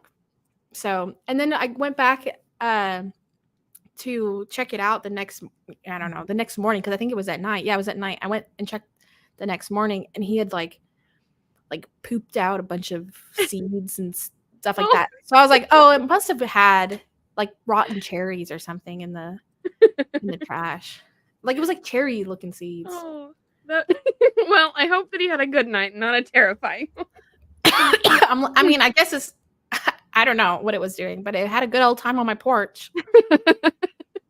Well, you had a safe place for it to sleep it off. Yeah, it was just like, ugh. It wasn't sleeping, it was writhing around. For it to writhe it off then. I couldn't sleep all night because it was writhing around my yard. Tomato. I want a raccoon friend. You know what I want? I want a possum and a raccoon and a skunk and a dinosaur. What about a galaxy themed plague doctor? Oh my god, that's amazing. I love them all. Yes. Oh, that's a new one. It is. I need that one. They have a line called Alter Egos, where they do their things as other, like they dress them up as other stuff. So they have a whole bunch of plague doctors. Like, yeah, a bunch of little. The barista, they've got a plague doctor demon, a plague doctor fortune teller. I want a demon. Let me see the demon. Let's see the demon. A plague doctor. Yeah, the fortune teller. Look at her. Welcome back, Cammy. Look at how wise she is. She got glasses. Oh. And then this is the demon. He's so cute. Eric called me a demon the other day. You sent that to me on Snapchat, and I could not understand a word you were saying. I need that right now. Isn't that adorable? I didn't know that was made yet. But okay. And they've got in a raincoat. I gotta go. I gotta go to the store. Hair nesters don't want you to know the truth. They may have to delete this. But they've got it. They've got the plague doctor as a beast, a druid, a cowboy, an alien, and a nymph. Yeah, there's a lot of great ones. Oh. That's their most popular product is the plague doctor. The plague doctor. Amazing. And then the white one's like the plague nurse or something. Yeah, I need to fix my plague doctor costume. I need a new mask. I'm gonna me and my boyfriend, and one day we'll cosplay the nurse. And all right, hold on. Because I want Lily and I to do that. So I have a doctor. I want Lily to be the plague nurse. He's so cute. Yeah. Okay, well. Once again, we're just kind of. Hold on. Share my screen and then we'll be done. Oh, okay. I'm sorry. Oh, man. There's so many. Get them. Oh my gosh. I need every single one. They had like a Christmas special one. And then, look at that one with the mushroom. I need that the little beast. Isn't that adorable? Oh my God. I want the mushroom so bad. The mushroom maiden. Oh, there's a little Harley. Cammy, you need this little. See the Christmas special ones. I really drop hinted that one. I was like, "Can I please, you guys? I really like this Christmas." Look at how big this one is. Yeah, that's what I was talking about. The really big ones. I think I need him. Okay. Cammy says, "Let me see the jester." Yep, let's see that Harley. See that Harley. So cute. He needs it. Oh no, it's not gonna load. There we go. Oh my goodness, it's cute. Look how cute. You need it, Cammy. You needs it. You need that. You have to have it. I'm sorry. What did you do? You're I hit my microphone with my water bottle. Like, all right. We ready? All right. Let's speed through this. Let's go. Oh, okay. No, you don't have to speed through it, Rachel. That was literally just pumping us up to get back going. That's my job. I have to keep us on track, or at least I have to try. Yes. Or you haven't been doing a good job because you're like, let me share my screen. Yeah. Let me see. That's what I don't always do a good job because usually it's Rexy that's off the rails. I see. I'm sure that's hard to believe. Please tell me more. Okay. All right. Yeah. Let's get into this. Let me tell you about the next location. Yes. All right. So the next location. Same. She brings us upstairs with our ghost hunting devices. This sounds like a true crime story waiting to happen. Oh, just wait. Does it? Does it? Local seance, local voodoo practitioner takes seance group from place to place. Yeah. We go upstairs. This is still the same building as before. So it's just going throughout the house, I guess. And so we go upstairs and she says, there's a lot of spirits up here. It's, it's writhing with spirits. So we need to announce our presence as we go up the stairs. This is the building. Yes. Oh, wow. I like the car in the front. Yeah. Well, it used to be a residence and now it's a shop. But I think this is like the shop now too. But yeah, that's the building. It looks a little nicer now. This is a little old view. There's apartments up at the top. So that's what we're going up to. We're going up to an apartment. And she says, announce your presence because there's so many spirits here. So as we're going up there, we're introducing ourselves to these spirits. So my sister's name is Chloe. So she was like, hello, my name's Chloe. It's nice to meet you. And then we all did the same thing going up the stairs very slowly because those stairs were also very steep and they curved like around. Single file kind of. Yeah, it was single file. Cam, get home safe. We'll see you soon. What'd you say? Oh, I said, Cam, get home safe. We'll see you soon. Oh, yes, get home safe. And so we start going up the stairs, announcing our presence. And when we get up there, there's kind of like an empty room and there's like kind of an ominous looking mannequin with like a veil on it. Very, very creepy looking. Yeah, absolutely made me feel uncomfortable. I couldn't even look at it. And then we walk past that into the bedroom. It was a 1-bedroom apartment up there. And the bedroom we go into is filled with baby dolls from the floor to the ceiling, like all around, filled with baby dolls. Yes. And then she says, a picture of that room, or I don't have a picture of the room because I didn't do the pictures. Yeah. That's right. Yeah. Because I didn't want to like ruin the experience. Yeah. And so she says, go ahead and sit down. So we all sat down in a circle. No. We all sat down in a circle. And she left her assistant, like her mentee there with us. And she turns off the lights and she shuts the door and like leaves.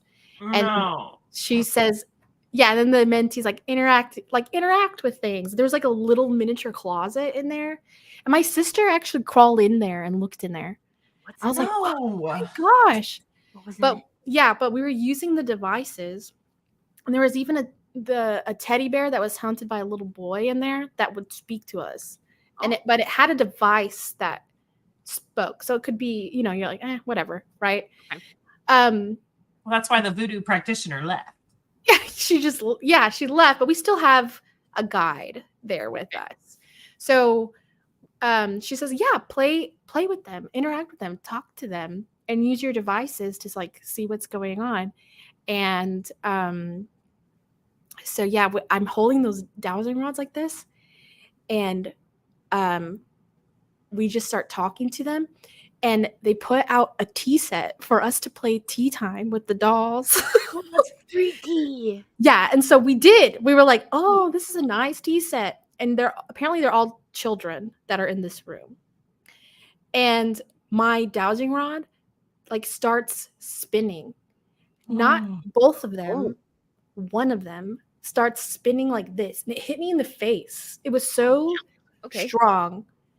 And I could feel the weight of it moving. Like it really was moving. And I did not make it spin. It did it on its own. And so that was when I was like, whoa, this is way different than what I expected. And this is an experience I've never had before. And of course you get chills, right? I'm just freaked. I'm like, oh my gosh, I can't believe this is actually happening. And the EMF readers were like going off. The spirit box was like, it was like saying stuff that we didn't really understand, but it was saying stuff. It was like 12, car, Easter. Like things like that you're like, oh my gosh. The teddy bear was?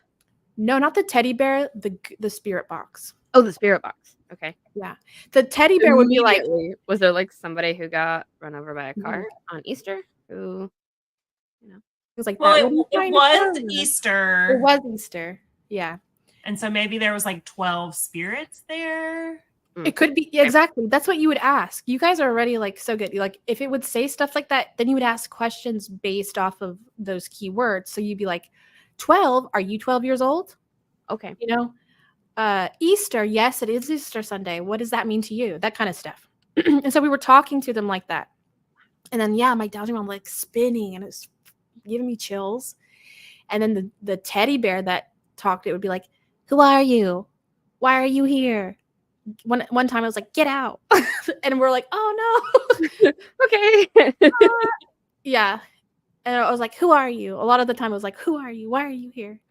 And so anyway, yeah, that was quite the experience. There was even a Tiffany doll from the Chucky movies there. And that, for whatever reason, that thing really liked my dowsing rod. Like it was like mad. It was just and it was just thank one. you. It was Okay. just my one hand. Yeah. And I was like, ah. So yeah. Then the voodoo practitioner came back. Colloquially known as Yeah. The voodoo lady. She came back and was like, oh my gosh, how was that experience? And we're like, oh my gosh, we're telling her all about it. And she's like, yes. And just explaining the spirits in the room and like who the boy is and all that kind of stuff. And then, of course, in old voodoo lady practitioner fashion, she goes, come this way. I have something else to show you. There's even more. Like that experience in itself really freaked me out. And I was like, oh, there's something weird going on. Yeah. And so God, the fact that you go to the seance and then the whole time it's just, but wait, there's more. She brought us into a kitchen. And then if you follow that kitchen back, it goes to a bathroom. And when you first go into the kitchen, I will just tell you, like the passageway from that living room, which had that really creepy mannequin in it, into the kitchen, there's like a heaviness in the air. I remember just feeling it going through that door, being like the energy here was just heavy. For some of it, I don't know how to describe it, but felt like a passageway into something very different than the experiences before. And so, was it the kitchen that you sent me a photo of? Yes. Okay. Yes. You can show that photo too. And so we go into the kitchen, and then what you see is there's a stove right away, and then to the right there is a refrigerator. And on the stove and the refrigerator, there's a whole bunch of different offerings. So if you've ever been to New Orleans, you'll know what I'm talking about. This is like the bareness of it. At the point that I go into this area, it's completely covered in offerings. So there's like money, there's beads, there's alcohol. I mean, it's completely covered. Like you can't even see the surfaces of it. And so, yeah, kind of like that, but even more. Exactly, just like that. Do you see how it's like offerings and stuff? Oh, wow. Oh, somebody was real nice and there's in. Yeah. And then if you go to the refrigerator, there's the same thing. But this, I mean, it's completely covered now. There wasn't very many shelves in it, just like lots of offerings and things like that. And so she also took us back to the bathroom, which was pretty bare. It didn't have any offerings or anything like that. It was just a restroom, kind of an old restroom. And she says, it's Easter. Happy Easter. We're going to do an egg hunt. In the bathroom? In the apartment, like in this kitchen area. She's like, I have hidden an egg for all of you. There's 4 in here total. And you're going to find them. At this, we're doing this in the dark, and we have flashlights. Ooh, Okay. this whole time. Yeah, we don't have any lights. You're in this apartment in the dark with just flashlights. Yes. Yes. Like I said, true crime story coming up. And so we're looking around, finding these eggs. And I guess just in the moment, you're like, okay, yeah, it's so fun, right? And so we're looking for the eggs, and my sister found one on the stove. The other ladies, I'm not sure where they found theirs. They found them somewhere. And I found mine in the tub. Yeah. So I was like, oh, cool. My sister opened hers, but I didn't open mine. Okay. At the time. So she knew what was in it. She said there's like a little rock or something in it. I said, oh, I'll just look at that later. And so, yeah, it was just kind of an odd experience. The devices we had, we used those as well in that area. The interaction from the devices were different, as in the EMF reader went up like really high to red in some areas, especially when you crossed that threshold. The dowsing rod thing was still going off like in certain spots. There were like hot spots within the apartment where it would go really crazy. One area where it went kind of crazy was in a corner of the living room when we were still kind of walking around and observing with that creepy mannequin with the veil on it. And that room was really going crazy in this one corner. And I was like, why is it doing this? Why does it do that? Like, I was like asking her, and she's like, it's just, there's so much energy there. There's a lot of spiritual energy there. And I was like, okay, all right. So anyway, I'm totally sold on the experience. Like that was wild. That was so cool. I got to do like some ghost hunting. I just love it. And so she takes us back down to that room where the like Marie Laveau statue was and stuff. Okay. There was a TV in there as well. And she sits us all down and she shows us a recording of us doing all this stuff up there. She recorded us. That's so fun. Yeah, it was pretty fun. That's weird. It's kind of weird, but she recorded me without me asking, but that's okay. Oh, like you didn't know? No, I had no idea. We had no idea we were being recorded. Okay. And so that's a little freaky. Okay. Right, but she wanted us to see if there were any ghost orbs. Okay. And we were watching the video, and especially like when something might have happened and we're like, oh, what was that? There was occasionally we would see one. And we saw bugs there too. And the way that bugs move on the camera, they're really like sporadic, right? Mm-hmm. And the ghost orbs were like, they were like very like it felt purposefully moving. It was wild. It looked like what you see in the movies, you know, you're like, oh my gosh, I see something.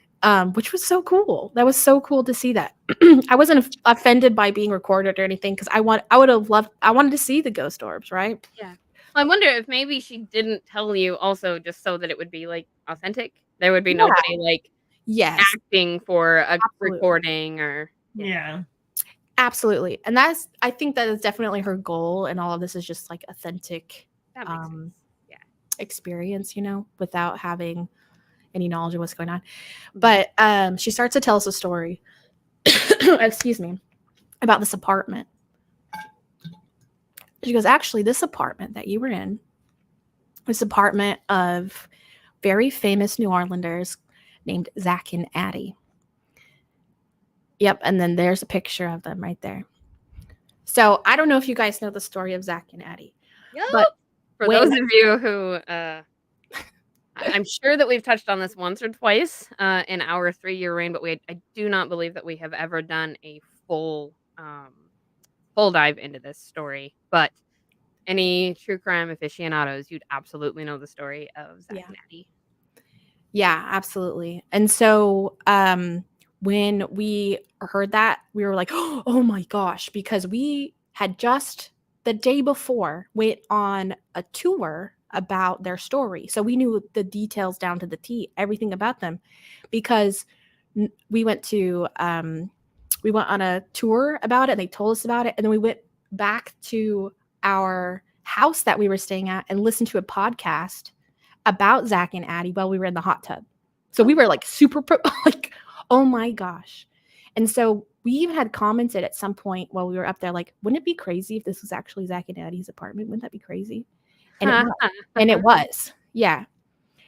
And so this is where I'm going to tell you about Zach and Addie's story.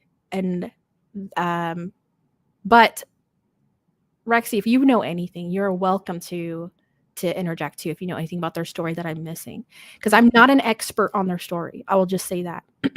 I am not either. I know it. I'm familiar with the story, but as far as being able to add details, so we haven't done any kind of a dive on it. But Leo, our research student there, if you know anything you want to interject, shoot it in. Yeah, and it's definitely worth a deep dive because it's quite the It's an story. intense, yeah. Yeah. So Zach and Addie were two people that actually stayed in New Orleans during Hurricane Katrina. They were known for that because they were on the news. They were featured because they were kind of like this star couple that were resilient through the storm.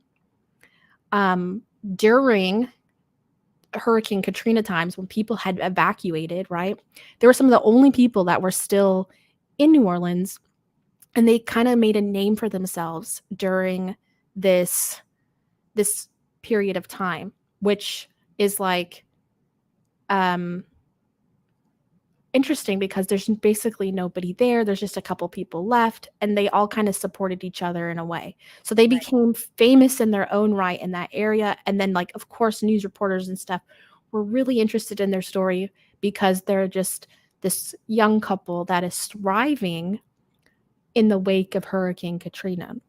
Their life beforehand wasn't so glamorous, I would say. I wouldn't say it was glamorous now either, but they did gain some popularity and some strong friendships because they were able to provide things like alcohol and parties and things like that in New Orleans at the time.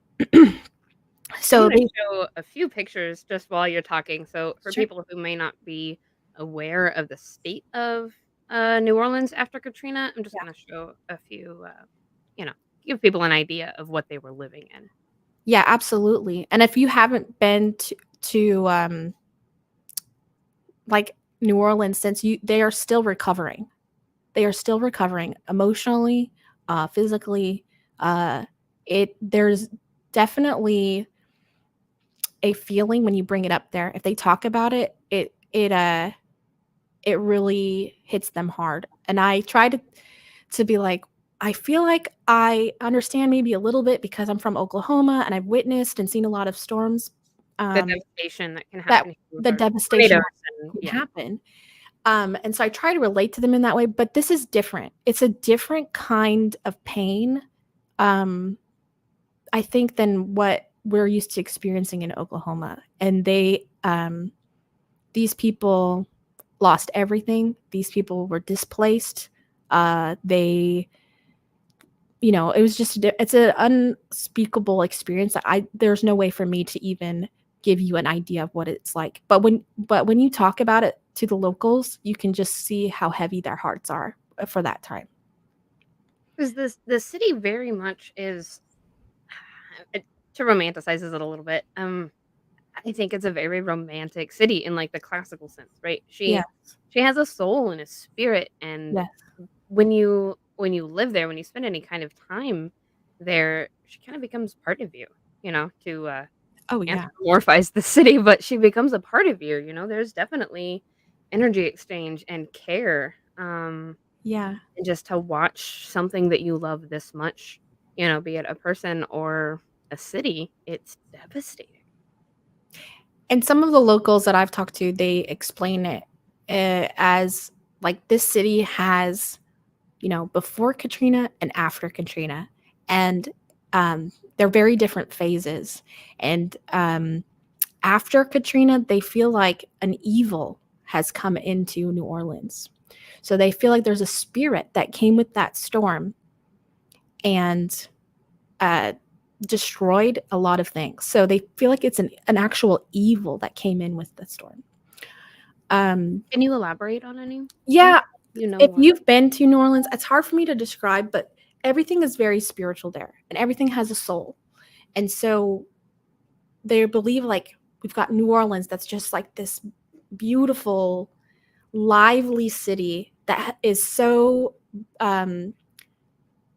it has so many different cultures and so many different lifestyles, and it's just a unique place that I have never like seen a place like that. I've been to a lot of places, but it was just like that's how they describe it. It's just so, it was almost perfect in their eyes, like how it was. And then an evil, which is the spirit of Katrina, came in and destroyed that goodness that was there, or tried to. So they feel like that evil from Katrina is still there and still present. Okay. Yeah. They're still, and like I said, it's been a long time and they're still recovering. And I mean, they're going to recover their whole lives. Yeah. The really, And like Leo mentioned earlier, if you go into the Ninth Ward, there's still buildings with tarps and holes in roofs and missing chunks of buildings. and it's also Louisiana. So we all live in Oklahoma, and we know what it's like to not have a strong infrastructure and not a lot of money to repair these things. And I know we think that it's bad here in Oklahoma, but it's worse there. Yeah. They have a lot more struggles there. Yeah. You add that with the rural aspect of some of the more swampy areas of New Orleans, like it's almost impossible to get there. Like to try to get services of any kind out to some of these people, to try to get resources or schools, public services, any kind of infrastructure. Yeah. It's a swamp. Like it is a literal swamp. And the ocean and the river doesn't give up their stuff. Like that belongs to them. And every once in a while it's like, hey, remember, you built me you built me on a swamp. You built me right in a flood zone. Yeah. And it's scary. And it's kind of like with here, like stuff keeps happening here as well. Like more gets rebuilt over and over and over. Yeah. And there is a little bit of that, right? Like, why do you keep doing it? But I know. I live in more. So right? I totally understand. Okay. Yeah. There's always, you see every single time there is an interview after devastation like this, people are like, this is our home. Of course it's their home. Yeah, it's their home. And you can really feel that in New Orleans. Like there's a very unique culture there. I love you more, but there's not a super unique culture there, that gets through it. Of course it's devastating. Of course it's life-changing when these storms come through. But it was just kind of a different vibe with New Orleans, I think. I personally am not from New Orleans. I'm just telling you what people have told me. So I just want to make sure you know that. There's a whole bunch of different experiences, a whole bunch of positive, negative, all types of experiences from Katrina that people went through. So Zach and Addie were very unique, though, because they were able to thrive after the storm, where most people were not able to, right? They had to leave. They had financial troubles. They couldn't have their businesses open. It just completely devastated their lives, and most of them weren't able to recover, and many people moved away and never moved back because they couldn't.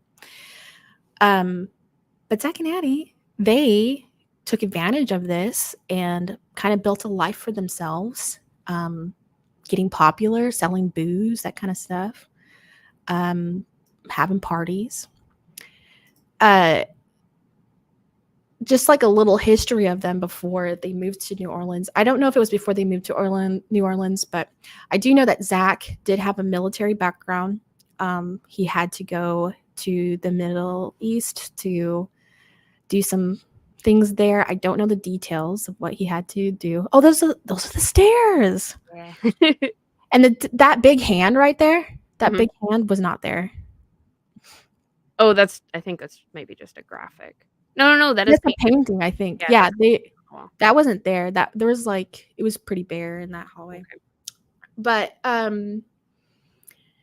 yeah, he had some military experience, and then Addie was really carefree, super strong spirit.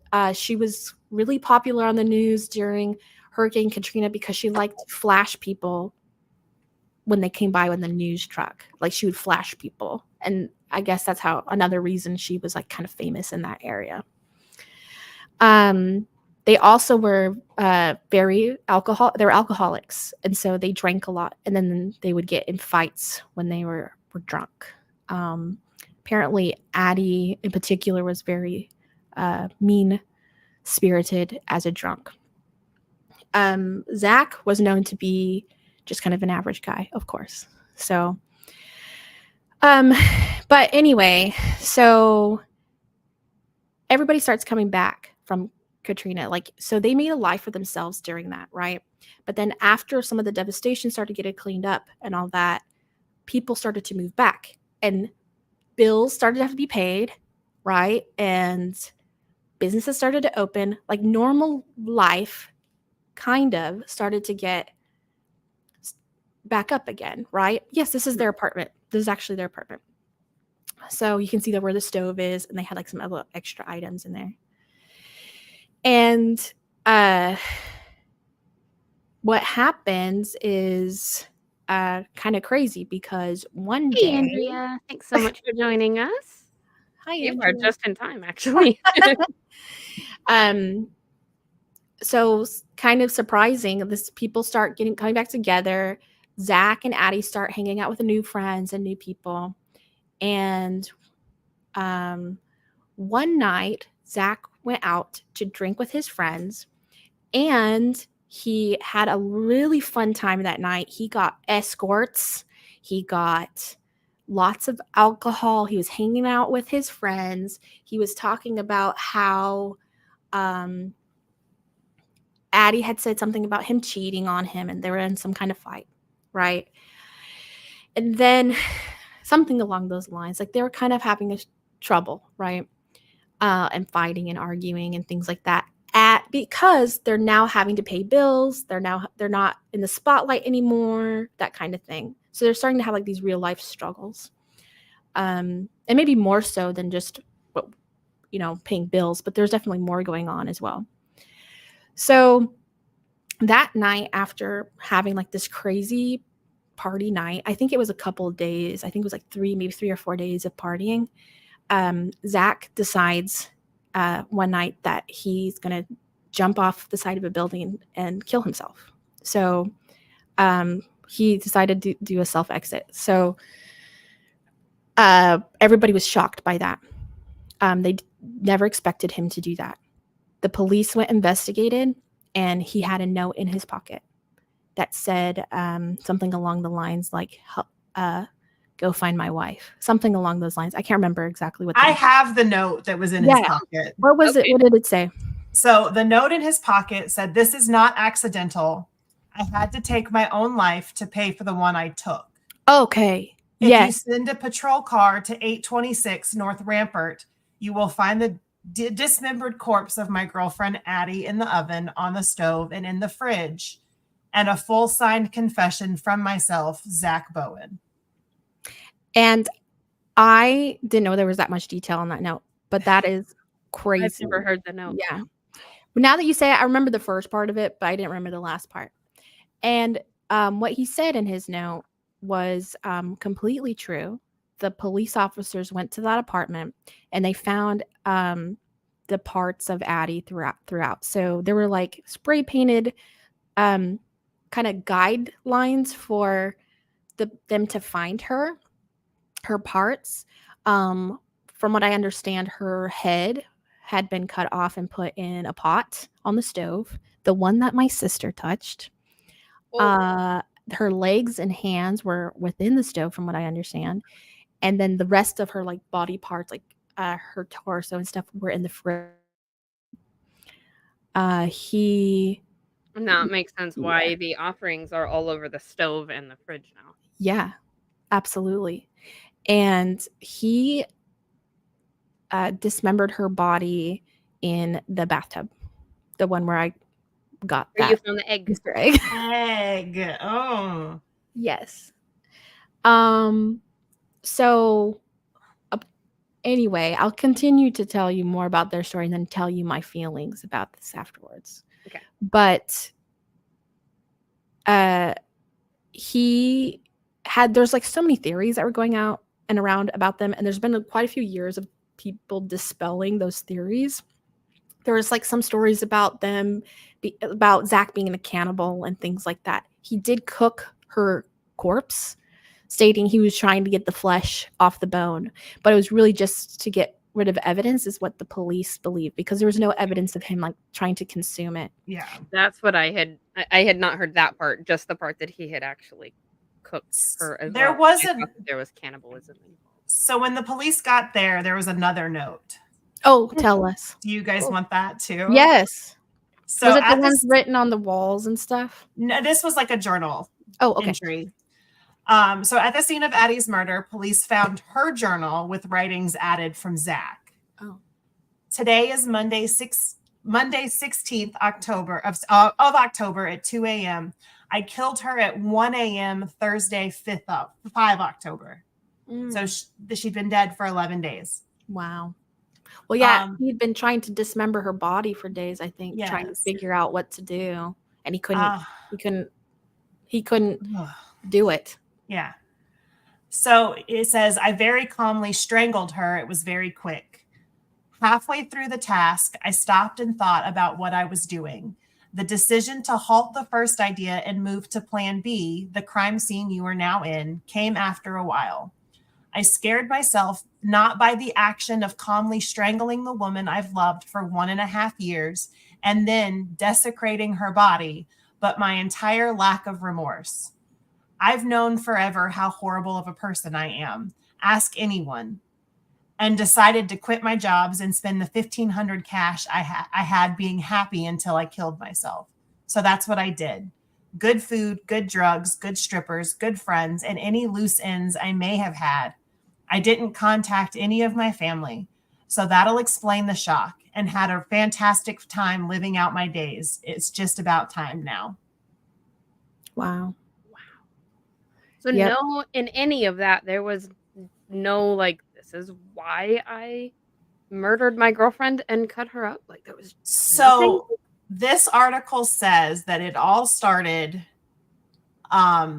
because she found out he had cheated and she had been in bad relationships before. And she was like, that's the last straw. So she went to the landlord of this apartment and asked him to put it in her name only. Oh, okay. And Zach found out. Okay. Interesting. And that was a catalyst for. Yes. Damn. Okay. Yeah. And of course, that's the catalyst, but also there's like drug involvement and alcohol involvement. I don't know the level of that, but I definitely seen reports of that, you know. Yeah. But yeah, and they'll say a lot of things about Zach, like doing all these weird things with the corpse, but he just didn't know what to do, I think, and just tried to get rid of it the best way he can. And if I would imagine trying to get rid of a corpse would be really difficult, because right, I don't know what I would do. Like, if a lot. Somebody handed me this and they're like, this is your task now.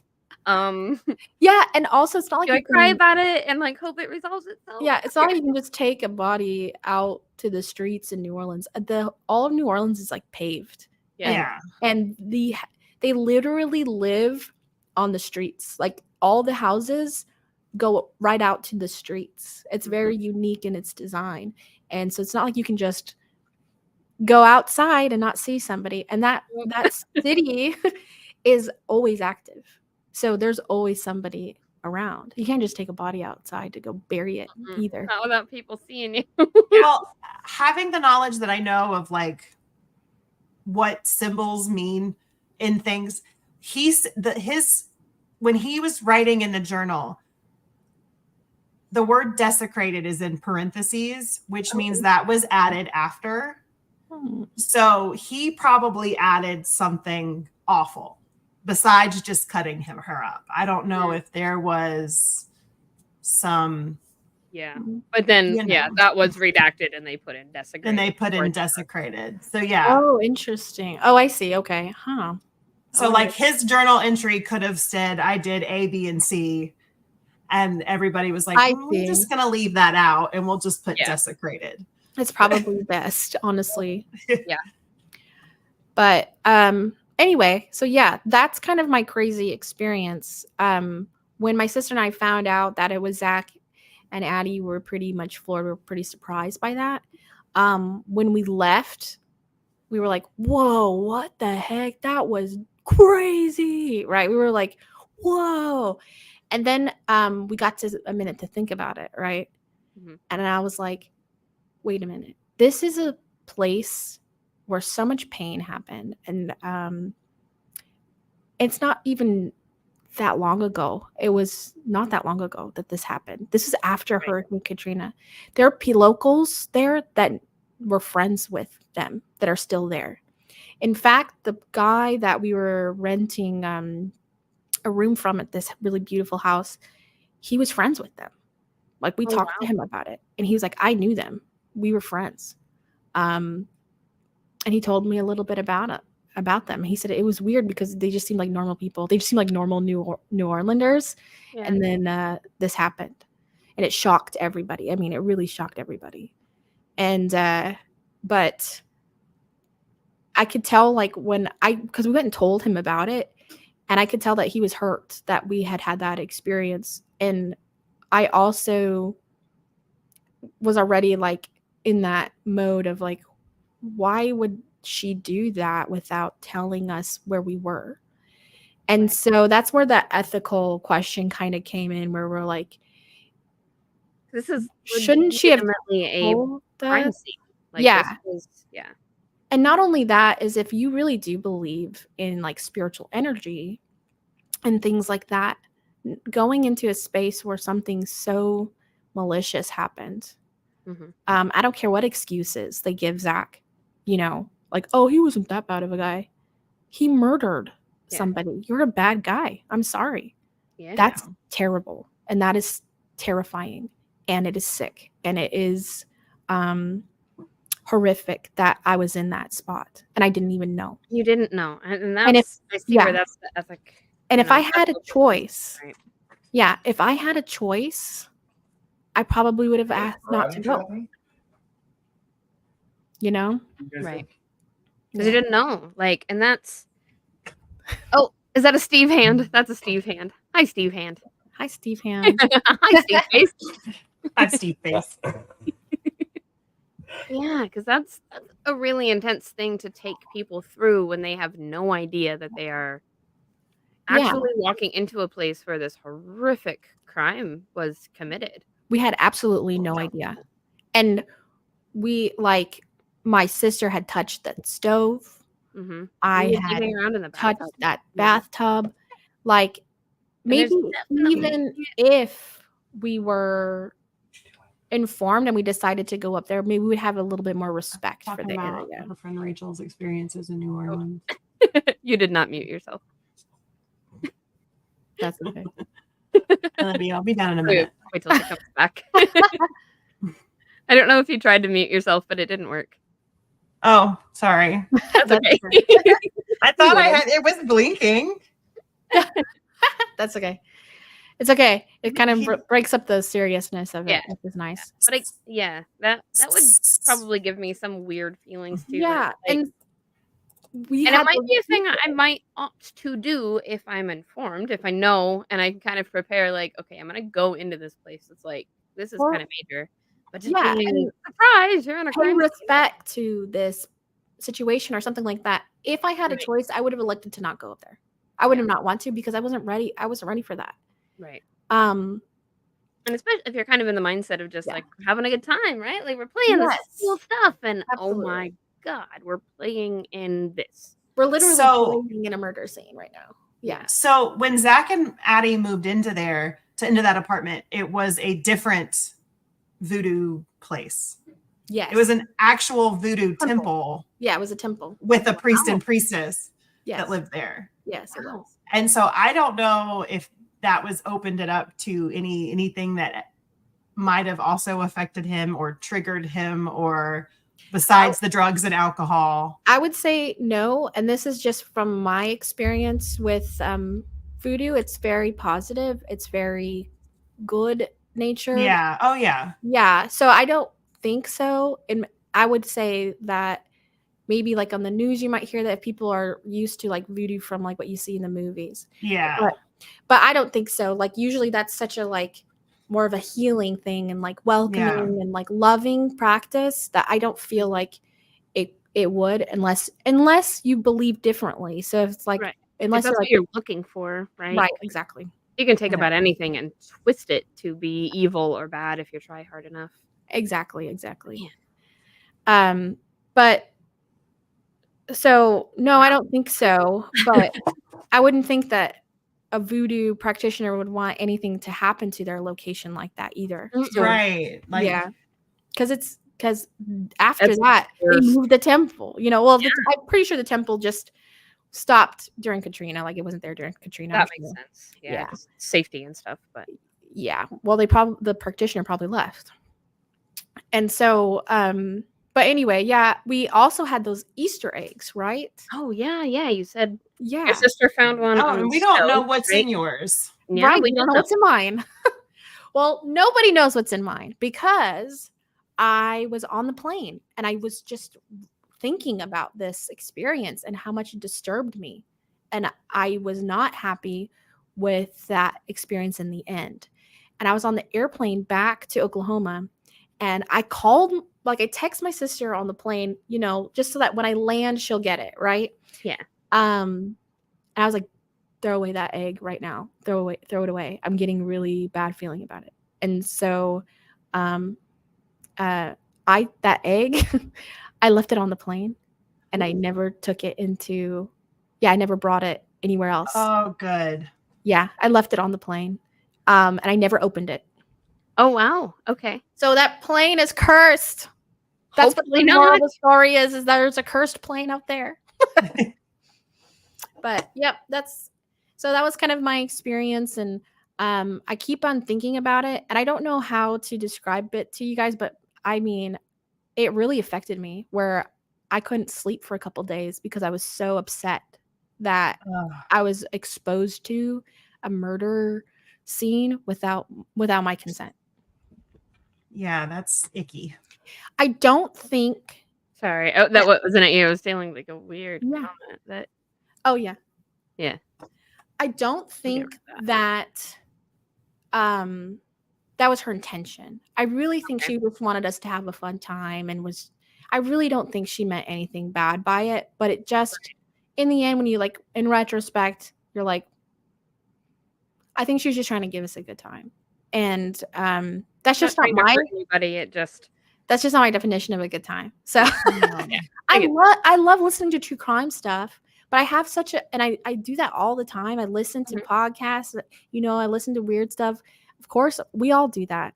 right. But like we have a certain respect for those people and the victims, You know right? what you're going into.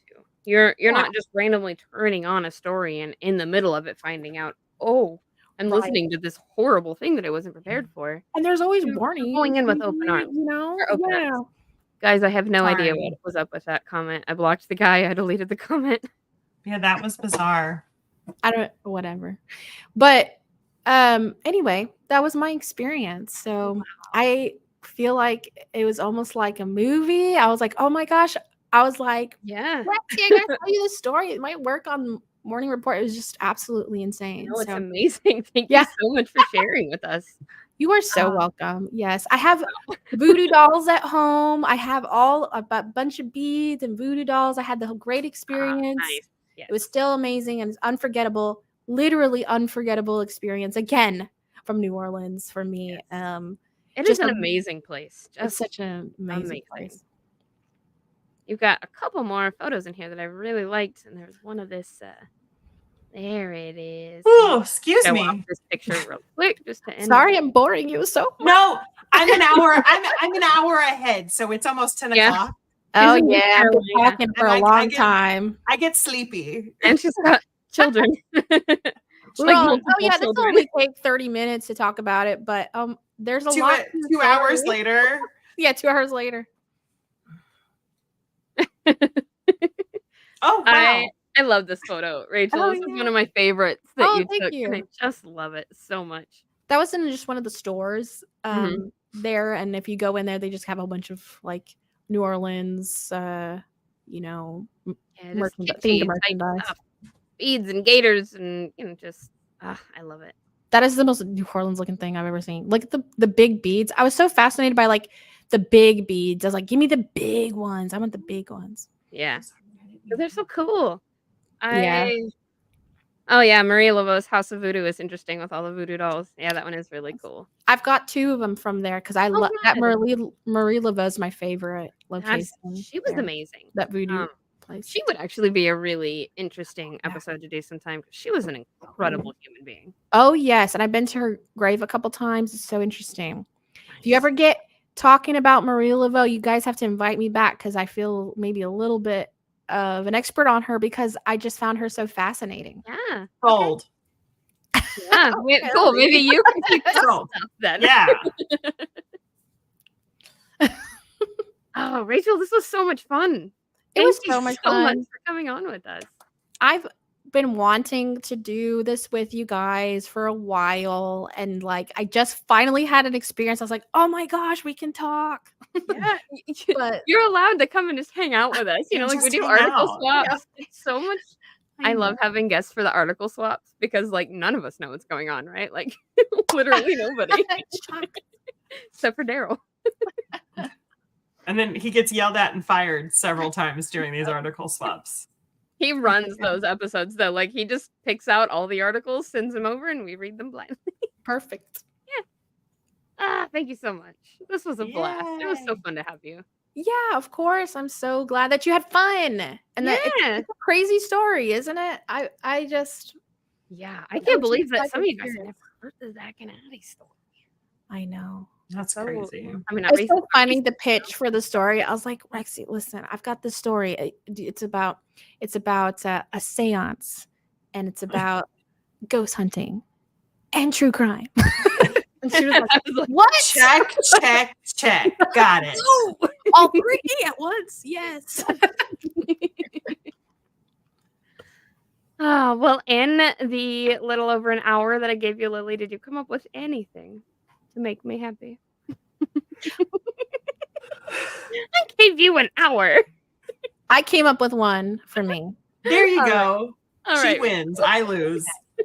When I get home, I'm going to make a list of all the little plague doctors I'm going to buy again. Yay! What I one love will I buy first? Yay! Yay. I have to have all of them. Just to piggyback with that, mine is I just found out that there is a galaxy plague doctor that I can have. I'm excited. Yes. I'm gonna go work on a plague nurse outfit. Ooh, Yes, okay, please. okay. We can cosplay together. We can just roam around New Orleans as the plague doctor and the plague nurse. Oh, that would be so fun. Yes, I'm down. Well, this is a blast. And over 2 hours. Oh my gosh. Oh my Those gosh, of you I'm that have sorry. stuck around with us this whole time, we appreciate you so much. So much. Yes, Yes, thank you for thank listening to you. my crazy story. Yeah, it was bananas and so fun. And my face hurts now. It was fun. So, yeah, until next time, this has been the Morning Report. The morning report. Can we end it that Do I way? have to also? Yes.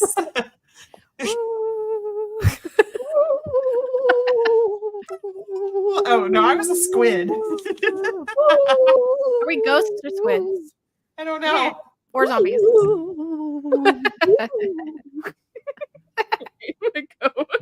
Let these poor people leave.